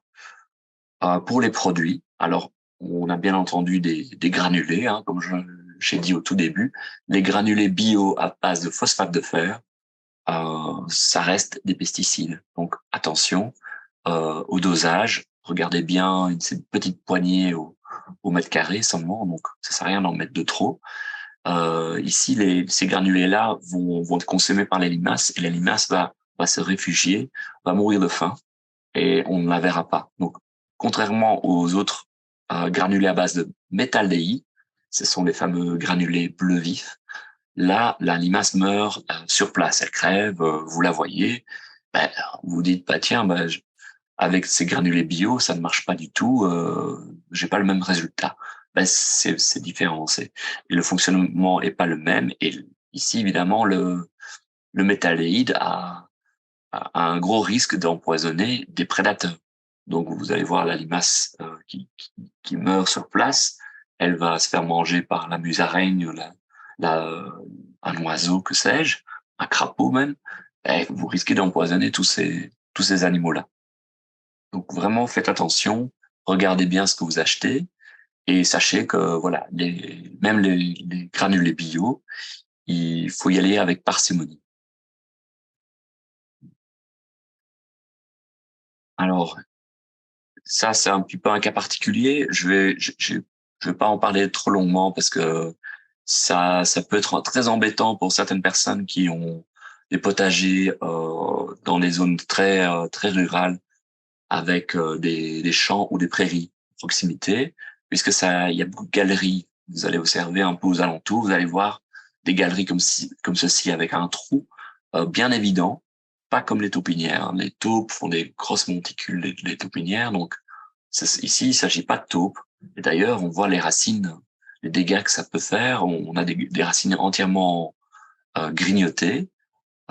C'est quand même dommage pour des arbustes que vous venez de planter là, que vous avez acheté bien cher en jardinerie. Donc vraiment, faites attention. Il s'agit de bien d'un rongeur, c'est le campagnol. Hein, donc c'est vraiment le sol qui peut être très nuisible pour le potager, notamment. Hein. Il va aller chercher les légumes racines, notamment même les poireaux. Enfin, voilà. Donc il se fait plaisir au potager et il n'est pas le seul. Hein. Il y a toute sa famille derrière. Donc imaginez un peu les dégâts en quelques jours. Vous pouvez avoir des lignes entières qui disparaissent. Voilà. Si ce n'est pas le cas, vous êtes tranquille chez vous. Pas encore d'attaque de campagnol. Ne vous inquiétez pas. Simplement, si vous voyez qu'il y a des risques, prévenez. Faut mieux toujours prévenir que guérir, comme j'ai toujours dit. C'est pas toujours évident à mettre en place, mais mettre un grillage. Donc là, c'est le cas notamment quand on plante les arbustes ou des arbres fruitiers. On emballe les racines dans une cage, dans un grillage avec un maille suffisamment petite. Ça laisse passer les racines, bien entendu, hein, mais voilà, le but c'est de protéger ces racines contre en tout cas les premières attaques de campagnol. Et là, bon, la plante une fois grandie, elle ira mieux. Mais au potager, c'est plus compliqué. On peut faire des tranchées, mais voilà, c'est quand même très compliqué. Donc là, va falloir ruser et parfois même piéger, hein, avec des pièges euh, qui vont tuer ces rongeurs. Alors bien sûr, on n'est pas obligé d'en arriver là, hein, mais voilà, c'est parfois nécessaire quand c'est vraiment des dégâts qu'on observe tous les jours. Euh, Ça reste des outils assez efficaces. Il faut bien savoir les mettre. Mais ça, voilà, j'en parlerai pas plus. Ah oui, donc je vais passer quand même aux légumes spécifiques. Je regarde juste. Voilà, j'arrive tout doucement à la fin. Euh, Juste quelques mots sur quelques légumes où il y a vraiment des ravageurs qui reviennent parfois chaque année sur ces légumes-là. Les carottes. Ouais, voilà, j'ai parlé de certaines techniques de culture, mais ce qui est intéressant à savoir, c'est qu'il y a un effet de réciprocité. Je vais pas le dire, je vais pas savoir le dire, mais de culture associée bénéfique pour chaque plante. Mais voilà, donc notamment la mouche de la carotte. Faut savoir que s'il y a des oignons à proximité, elle peut être dérangée. Donc la mouche de la carotte, bah, c'est un ravageur qui revient assez souvent dans ces cultures-là. Si vous associez ces carottes avec des oignons ou des poireaux ou de l'ail, il y aura un effet dissuasif.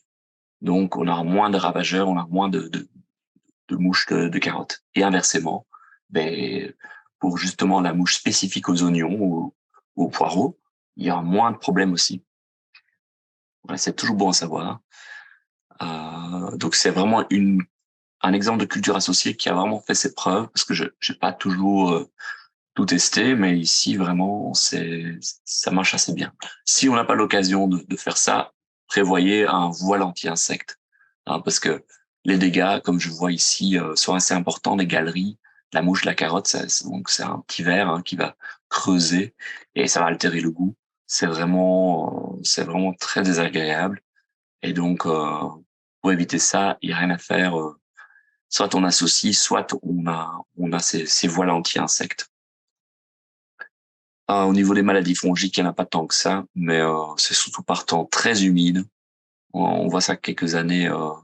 C'est l'alternariose, donc c'est des feuilles qui sont vraiment brûlées et qui flétrissent. Donc là, il faut vraiment faire une rotation assez importante pour éviter d'avoir les spores qui se contaminent d'année en année. Voilà, voilà. Euh, Donc voilà, certaines parades pour la carotte, pour la mouche, c'est de semer dès le mois de février, hein, pour avoir des variétés actives qui vont arriver à maturité avant les grosses attaques de mouches.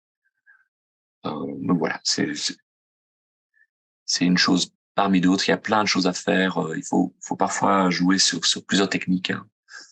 On peut même mettre des plaques engluées. Mais voilà, ici sur des cultures, des petites cultures, je pense que c'est pas forcément nécessaire. Et les plaques engluées, malheureusement, vont coller parfois d'autres choses que ces ravageux.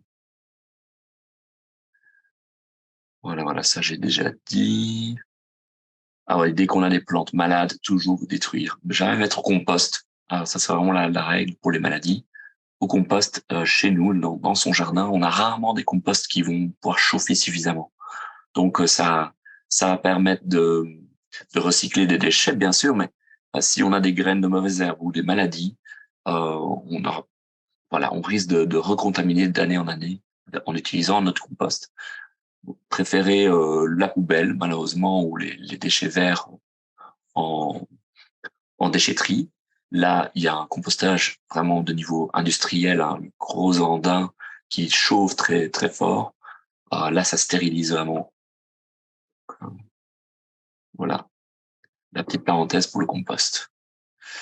Alors, pour éviter bien entendu les maladies préventivement, bah, c'est toujours aérer et limiter les arrosages. Surtout ne pas arroser le feuillage. Et quand je dis limiter l'arrosage, ben c'est voilà en soirée ou de préférence début de matinée. Si vraiment il fait trop chaud, les plantes ont besoin d'eau, ben faites-le en soirée. Mais moi, j'ai une préférence pour le matin, tôt le matin, avant que le soleil tape dessus. Voilà, ça c'est pour éviter les maladies fongiques. C'est un peu la même règle pour toutes. Alors pour les aliacées, donc oignons, poireaux, etc. Alors il y a certaines règles, notamment en matière d'humidité du sol. Voilà, j'en ai parlé déjà, mais éviter un sol trop humide, trop enrichi. Pas besoin d'enrichir de trop. Et alors, quand vous sortez vos oignons, vous voulez les récolter, attention à bien faire sécher sur une terre, bien au soleil, avant d'aller mettre en caisse ou d'aller stocker ça à l'abri pour la conservation. Parce que justement, ces oignons, si vous les récoltez trop vite, vous risquez d'avoir des maladies de pourriture en conservation. Voilà. Et ça demande, bon voilà, beaucoup de désherbage, ce genre de choses. Mais ça, je vais passer rapidement. La mouche de l'oignon, bah, c'est une chose qui revient de plus en plus. Alors, vous allez voir que ça se développe au niveau des feuilles, tout d'abord, puis ça peut descendre jusqu'au collet. Pardon, c'est l'inverse. Ça arrive d'abord au collet, puis ça monte dans les feuilles. Donc, c'est la larve de la mouche, hein. Alors, c'est une mouche qui va pondre, et vous allez voir, elle fait des piqûres nutritionnelles. Donc, vous allez voir quelques séries de taches comme ça qu'on voit sur la photo. Eh bien, ces piqûres sont vraiment le signe.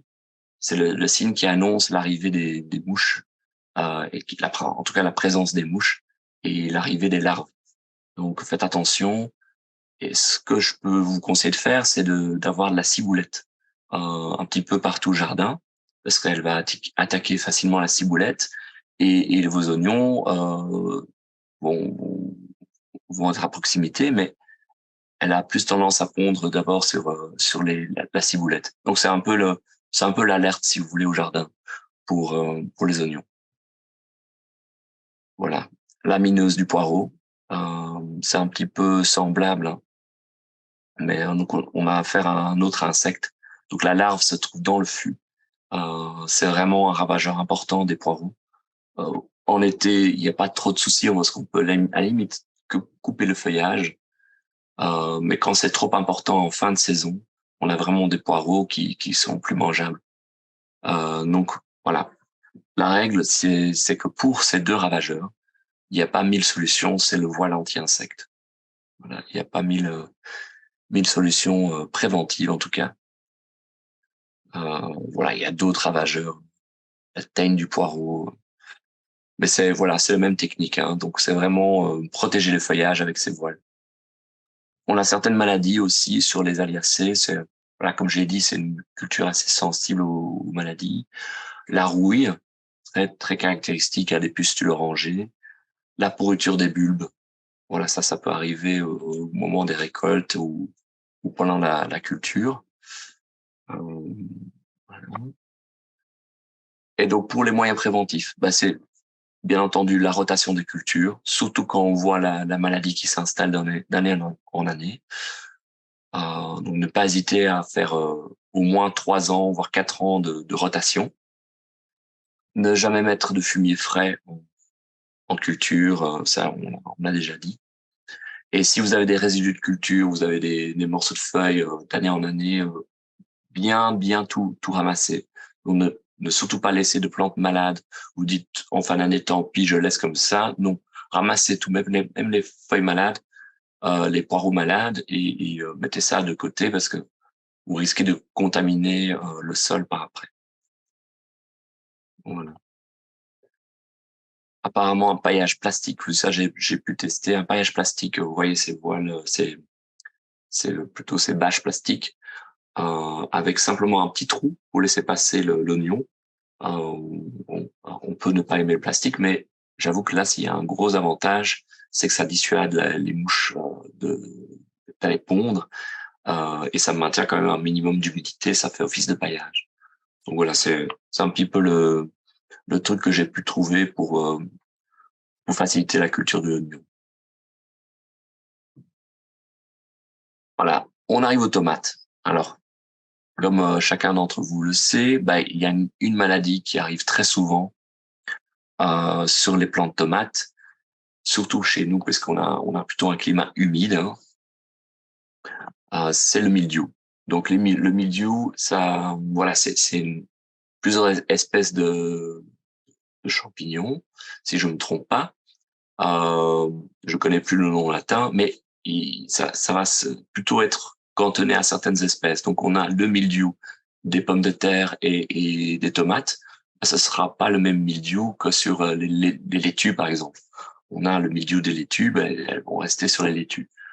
Mais soit. Donc si on a des cultures de tomates, attention, elles vont pouvoir euh, passer de l'une à l'autre, peu importe la variété.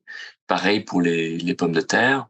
Si vous avez une culture de pommes de terre à proximité des plants de tomates, comme c'est une même famille botanique, il y a des risques de contamination d'une plante à l'autre.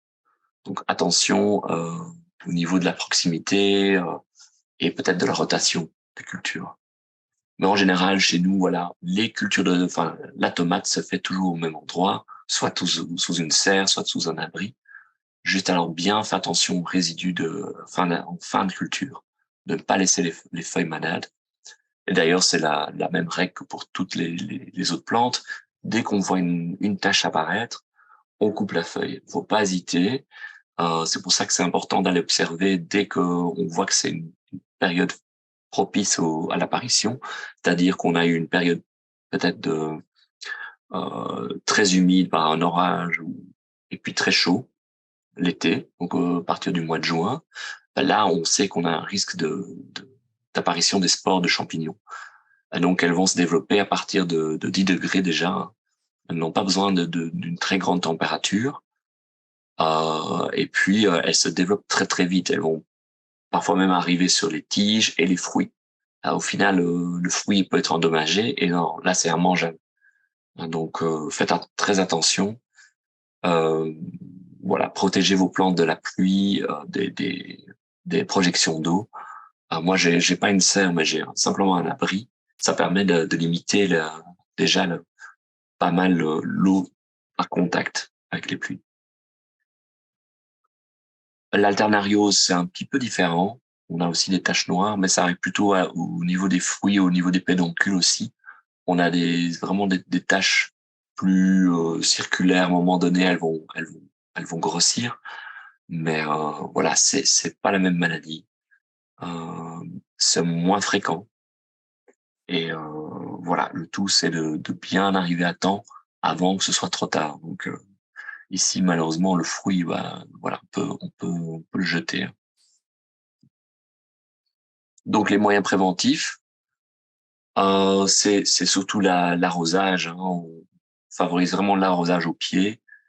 Moi, je conseille de mettre des zoyas carrément, parce que ça se vend de plus en plus maintenant. C'est des grands pots qui permettent de stocker un peu d'eau, voire jusqu'à 10 litres d'eau, je pense, sauf pour les plus gros volumes. Les moyens, c'est 5 litres, c'est déjà pas mal. Et sur un certain diamètre autour de ces pots, qui sont bien enterrés, ça va percoler. Donc l'argile, là, c'est poreux, qui permet à l'eau d'aller s'infiltrer dans la terre, et les racines arrivent facilement au- jusqu'à l'eau. Et ça permet alors d'arroser cette plante suffisamment. Elle va prélever ce dont elle a besoin au final, de manière continue. Et on peut s'absenter en quelques jours sans souci.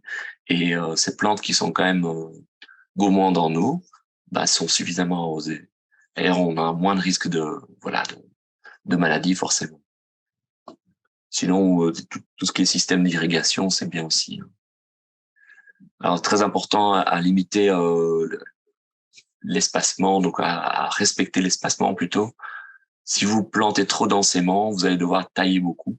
Ce serait dommage. Donc, respectez au moins 50 centimètres, voire 1 mètre entre chaque plante. Surtout si vous taillez pas souvent, vous allez voir que c'est des plantes qui font facilement des petits buissons. Hein. Ça buissonne un petit peu. Certaines variétés plus que d'autres. Mais voilà, donc soit vous entretenez rigoureusement en taillant et vous favorisez une tige unique, soit vous laissez aller, et alors il faudra bien de la place autour. Voilà. Alors on peut traiter préventivement, je vais dire le mot traiter, mais ici il s'agit d'une substance naturelle à base de prêle, donc une décoction de prêle. C'est très riche en silice et ça va aller prévenir l'apparition du spore. Donc ça joue aussi au niveau des parois des végétaux. Dans les feuilles, vraiment, elles sont protégées des attaques de spores. Ça reste préventif. Attention qu'il n'y a pas de traitement qui peut sauver une plante malade. Une fois qu'il y a les taches, c'est trop tard. Donc, même le cuivre, la bouille bordelaise, attention. N'en mettez surtout pas trop parce que ça tue le sol, hein, le cuivre. Et puis, de toute façon, si la plante commence à avoir des taches, c'est trop tard. Donc, on peut en mettre préventivement, mais une fois que la maladie est là, ben voilà, faut aller sortir le sécateur et surtout enlever les plantes malades. Voilà. Je vais peut-être m'arrêter là. Faut pas dépasser trop le temps. Euh, Ceux qui ont peut-être des questions sur les choux, je répondrai par les questions-réponses maintenant. Je me permets juste d'arriver à la fin ici. Je vais faire.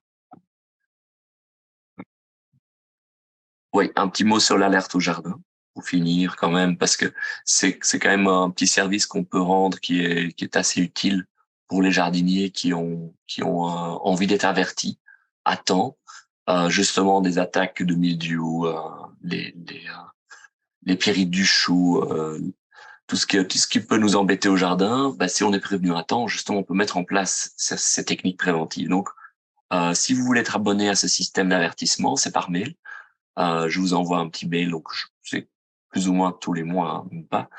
Et simplement, envoyez-moi votre adresse mail. Donc, envoyez-moi un mail à mon adresse bastien@adalia.be et vous serez abonné comme ça.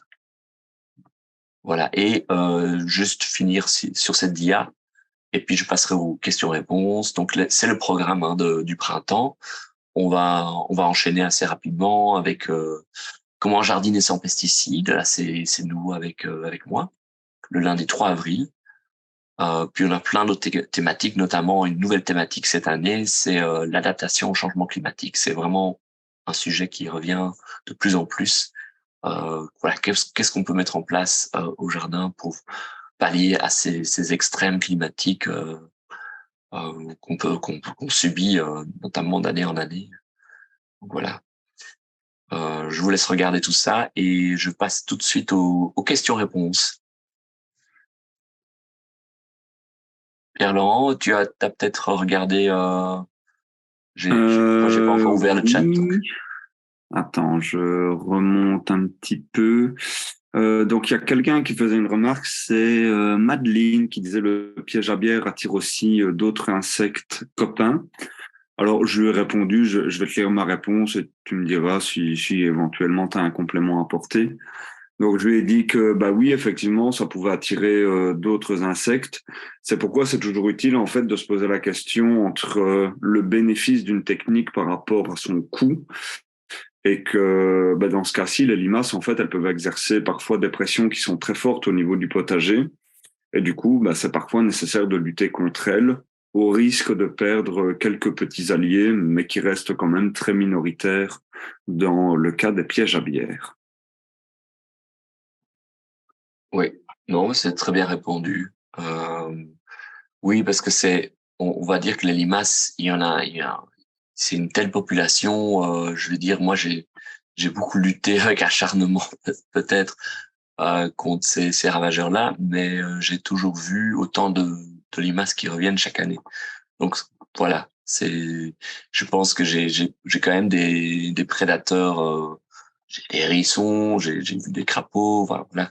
Donc je pense que s'il y a un équilibre à trouver, il y a peut-être, voilà, et certaines personnes ont peut-être moins à se plaindre que moi, mais ouais, il y a une lutte qui est nécessaire pour moi dans certains cas. Ouais. Alors, il y avait aussi 89 57 91 qui faisait la remarque que les feuilles de rhubarbe coupées marchaient très bien pour attirer les limaces, qu'elles se couvraient assez bien de ces petites bébêtes. Par contre, il avait une question, enfin il ou elle avait une question, et la personne disait que j'ai aussi un ver qui mange la racine des salades, et elle demande une solution. Alors, apparemment, c'est un petit ver blanc. Je me demande si c'est pas de l'épiale, mais Mm. voilà, j'en sais Mais pas plus. vert blanc, c'est un peu le nom commun qu'on donne aux larves de hanneton, même si c'est un gros ver, mais de toute façon, il y a, il y a, je vais dire qu'il y a une première chose à faire, c'est quand on travaille le sol sur 10 centimètres au début, il vaut mieux travailler quand même à ce niveau-là et pour mettre en évidence ces larves avant d'aller planter, parce que on va les voir tout de suite. Et puis quand on commence à semer, à être assez attentif parce que dès que ça commence, il vaut mieux aller chercher la larve qui se trouve tout de suite en dessous. On voit la plante flétrie, hop, en général, la larve est toujours là et on peut la prélever. Mhm. À part ça, oui. Et je pense à ça, il y a un produit qu'on peut utiliser à base de nématodes. Donc ça, c'est à arroser sur l'ensemble du potager. C'est des vers microscopiques qui vont aller parasiter ces larves. Et donc elles descendent dans le sol grâce à l'humidité du sol. Donc il faut bien arroser et faut que ce soit maintenu humide sur quelques semaines.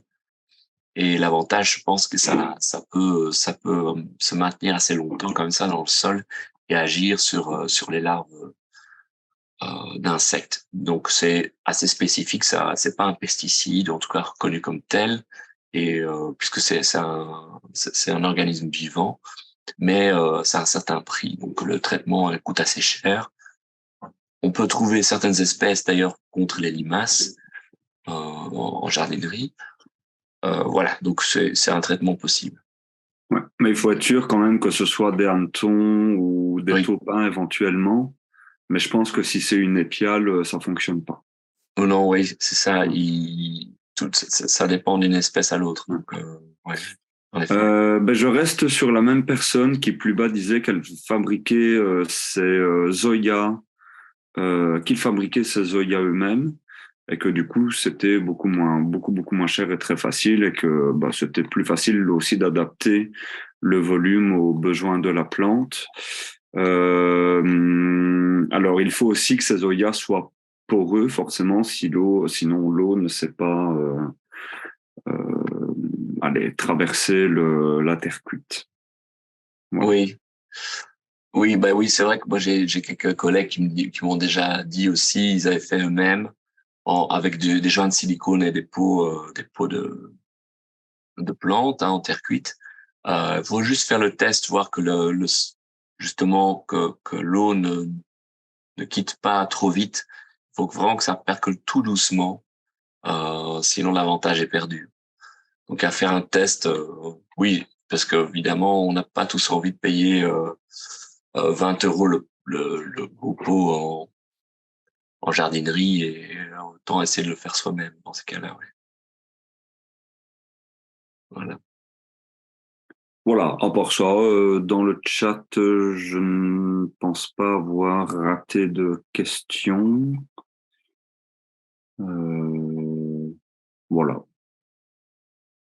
Ok. Vu que je suis pas arrivé vraiment jusqu'au bout avec tous les ravageurs spécifiques, ceux qui resteraient un peu frustrés, on peut de toute façon prévoir une date à partir de septembre, vraiment focalisé sur les problèmes au jardin, notamment le potager, hein. Vraiment les ravageurs, euh, plutôt légume par légume à ce moment-là et se concentrer là-dessus. Si j'ai été un peu vite à la fin, mais on peut pas tout faire et on a quand même envie d'aller dormir à une certaine heure raisonnable. Donc voilà, je lance avant qu'il soit trop tard un petit sondage de satisfaction avant que je n'oublie. Mais voilà, sachez que on c'est prévu en tout cas à partir du septembre, on aura un nouveau programme avec des nouveaux sujets mais le potager, on peut refaire le sujet mais en mettant l'accent sur les ravageurs. Voilà. Donc voilà un petit sondage de satisfaction générale sur le contenu et euh, et ça nous permet aussi de nous améliorer, bien entendu.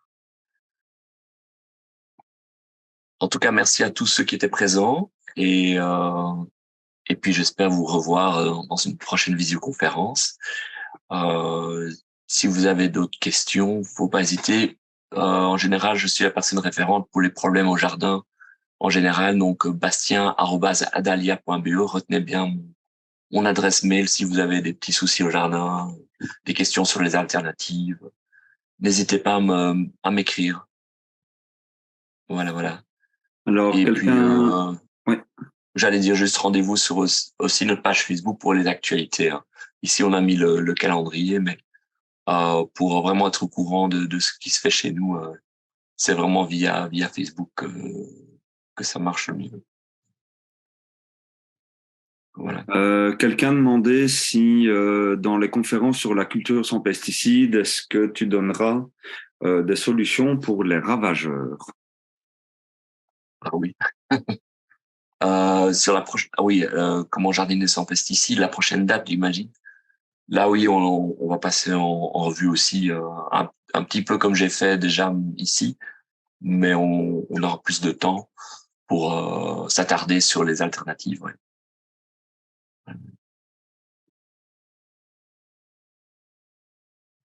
Est-ce qu'on peut éventuellement dire que si des gens veulent des solutions un petit peu plus poussées sur la lutte contre les ravageurs, il y a éventuellement sur notre chaîne YouTube la formation que je donne contre les ravageurs qui est plus orientée pour les professionnels, Ah oui, qui sont quand même beaucoup de solutions qu'on est capable de trouver en jardinerie. parce que c'est de la lutte sans pesticides. Donc ça, éventuellement, vous pouvez aller voir sur notre chaîne YouTube. Et il y a différentes vidéos qui sont disponibles. Oui. Dont je Tu pense parles de la lutte biologique avec des auxiliaires. Oui. Oui. Ouais. Ben oui, en effet, ce que je peux faire, c'est faire en envoyant ici le contenu enregistrement et les DIA, mettre un petit lien vers les vidéos qui sont intéressantes à ce niveau-là pour aller plus loin.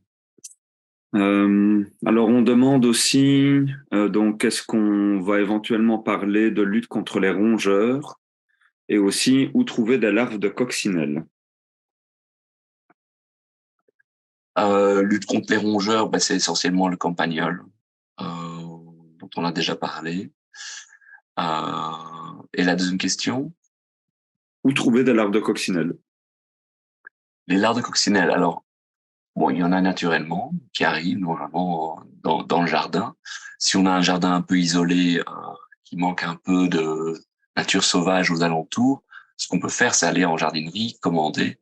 Donc, c'est des boîtes qu'on va commander vides, mais où il y a une commande qui se fait en ligne. Donc, par après, pour bien être sûr de recevoir des larves dans la boîte aux lettres par la suite et bien s'y prendre à l'avance pour être sûr d'avoir la commande disponible assez vite et puis les avoir pas trop tard parce que quelques larves de coccinelle, si la plante est complètement envahie, on aura moins de chances d'en arriver au bout. Donc les larves de coccinelle, ça peut s'acheter, mais vous allez voir que c'est pas toujours nécessaire. La personne qui demandait pour le rongeur demande les rats, si jamais on a un poulailler dans un parc ou autre. C'est embêtant, les rats. Hein. Oui. Ah. Moi, j'ai pas énormément de conseils à donner, si ce n'est, voilà, il y a des choses à mettre en place pour éviter que ces rats aillent toujours au même endroit, protéger, mettre les graines hors de portée. C'est souvent les graines des poules qui vont les attirer et le compost. Moi, j'avais un grillage autour, mais pour contrer ça, j'ai mis des planches vraiment pour enfermer. Sinon, ben voilà, il y a pas grand-chose à faire. Espérer que le renard soit là pour les renards et pas pour les poules. Mais voilà. Je suis en tout cas pas pour mettre le poison à l'extérieur, parce qu'il y a des appâts empoisonnés. C'est vraiment trop risqué. Voilà. Tu avais parlé du purin de sureau noir? Je n'en avais pas parlé, c'est vrai.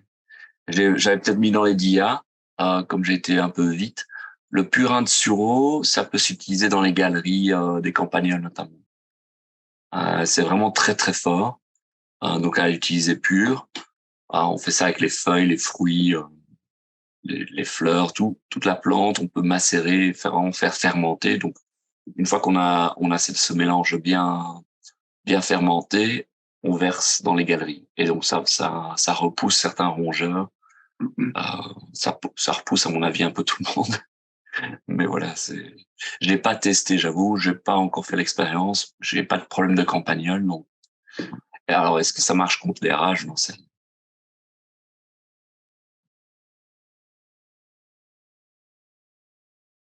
Voilà, moi je ne vois plus de questions.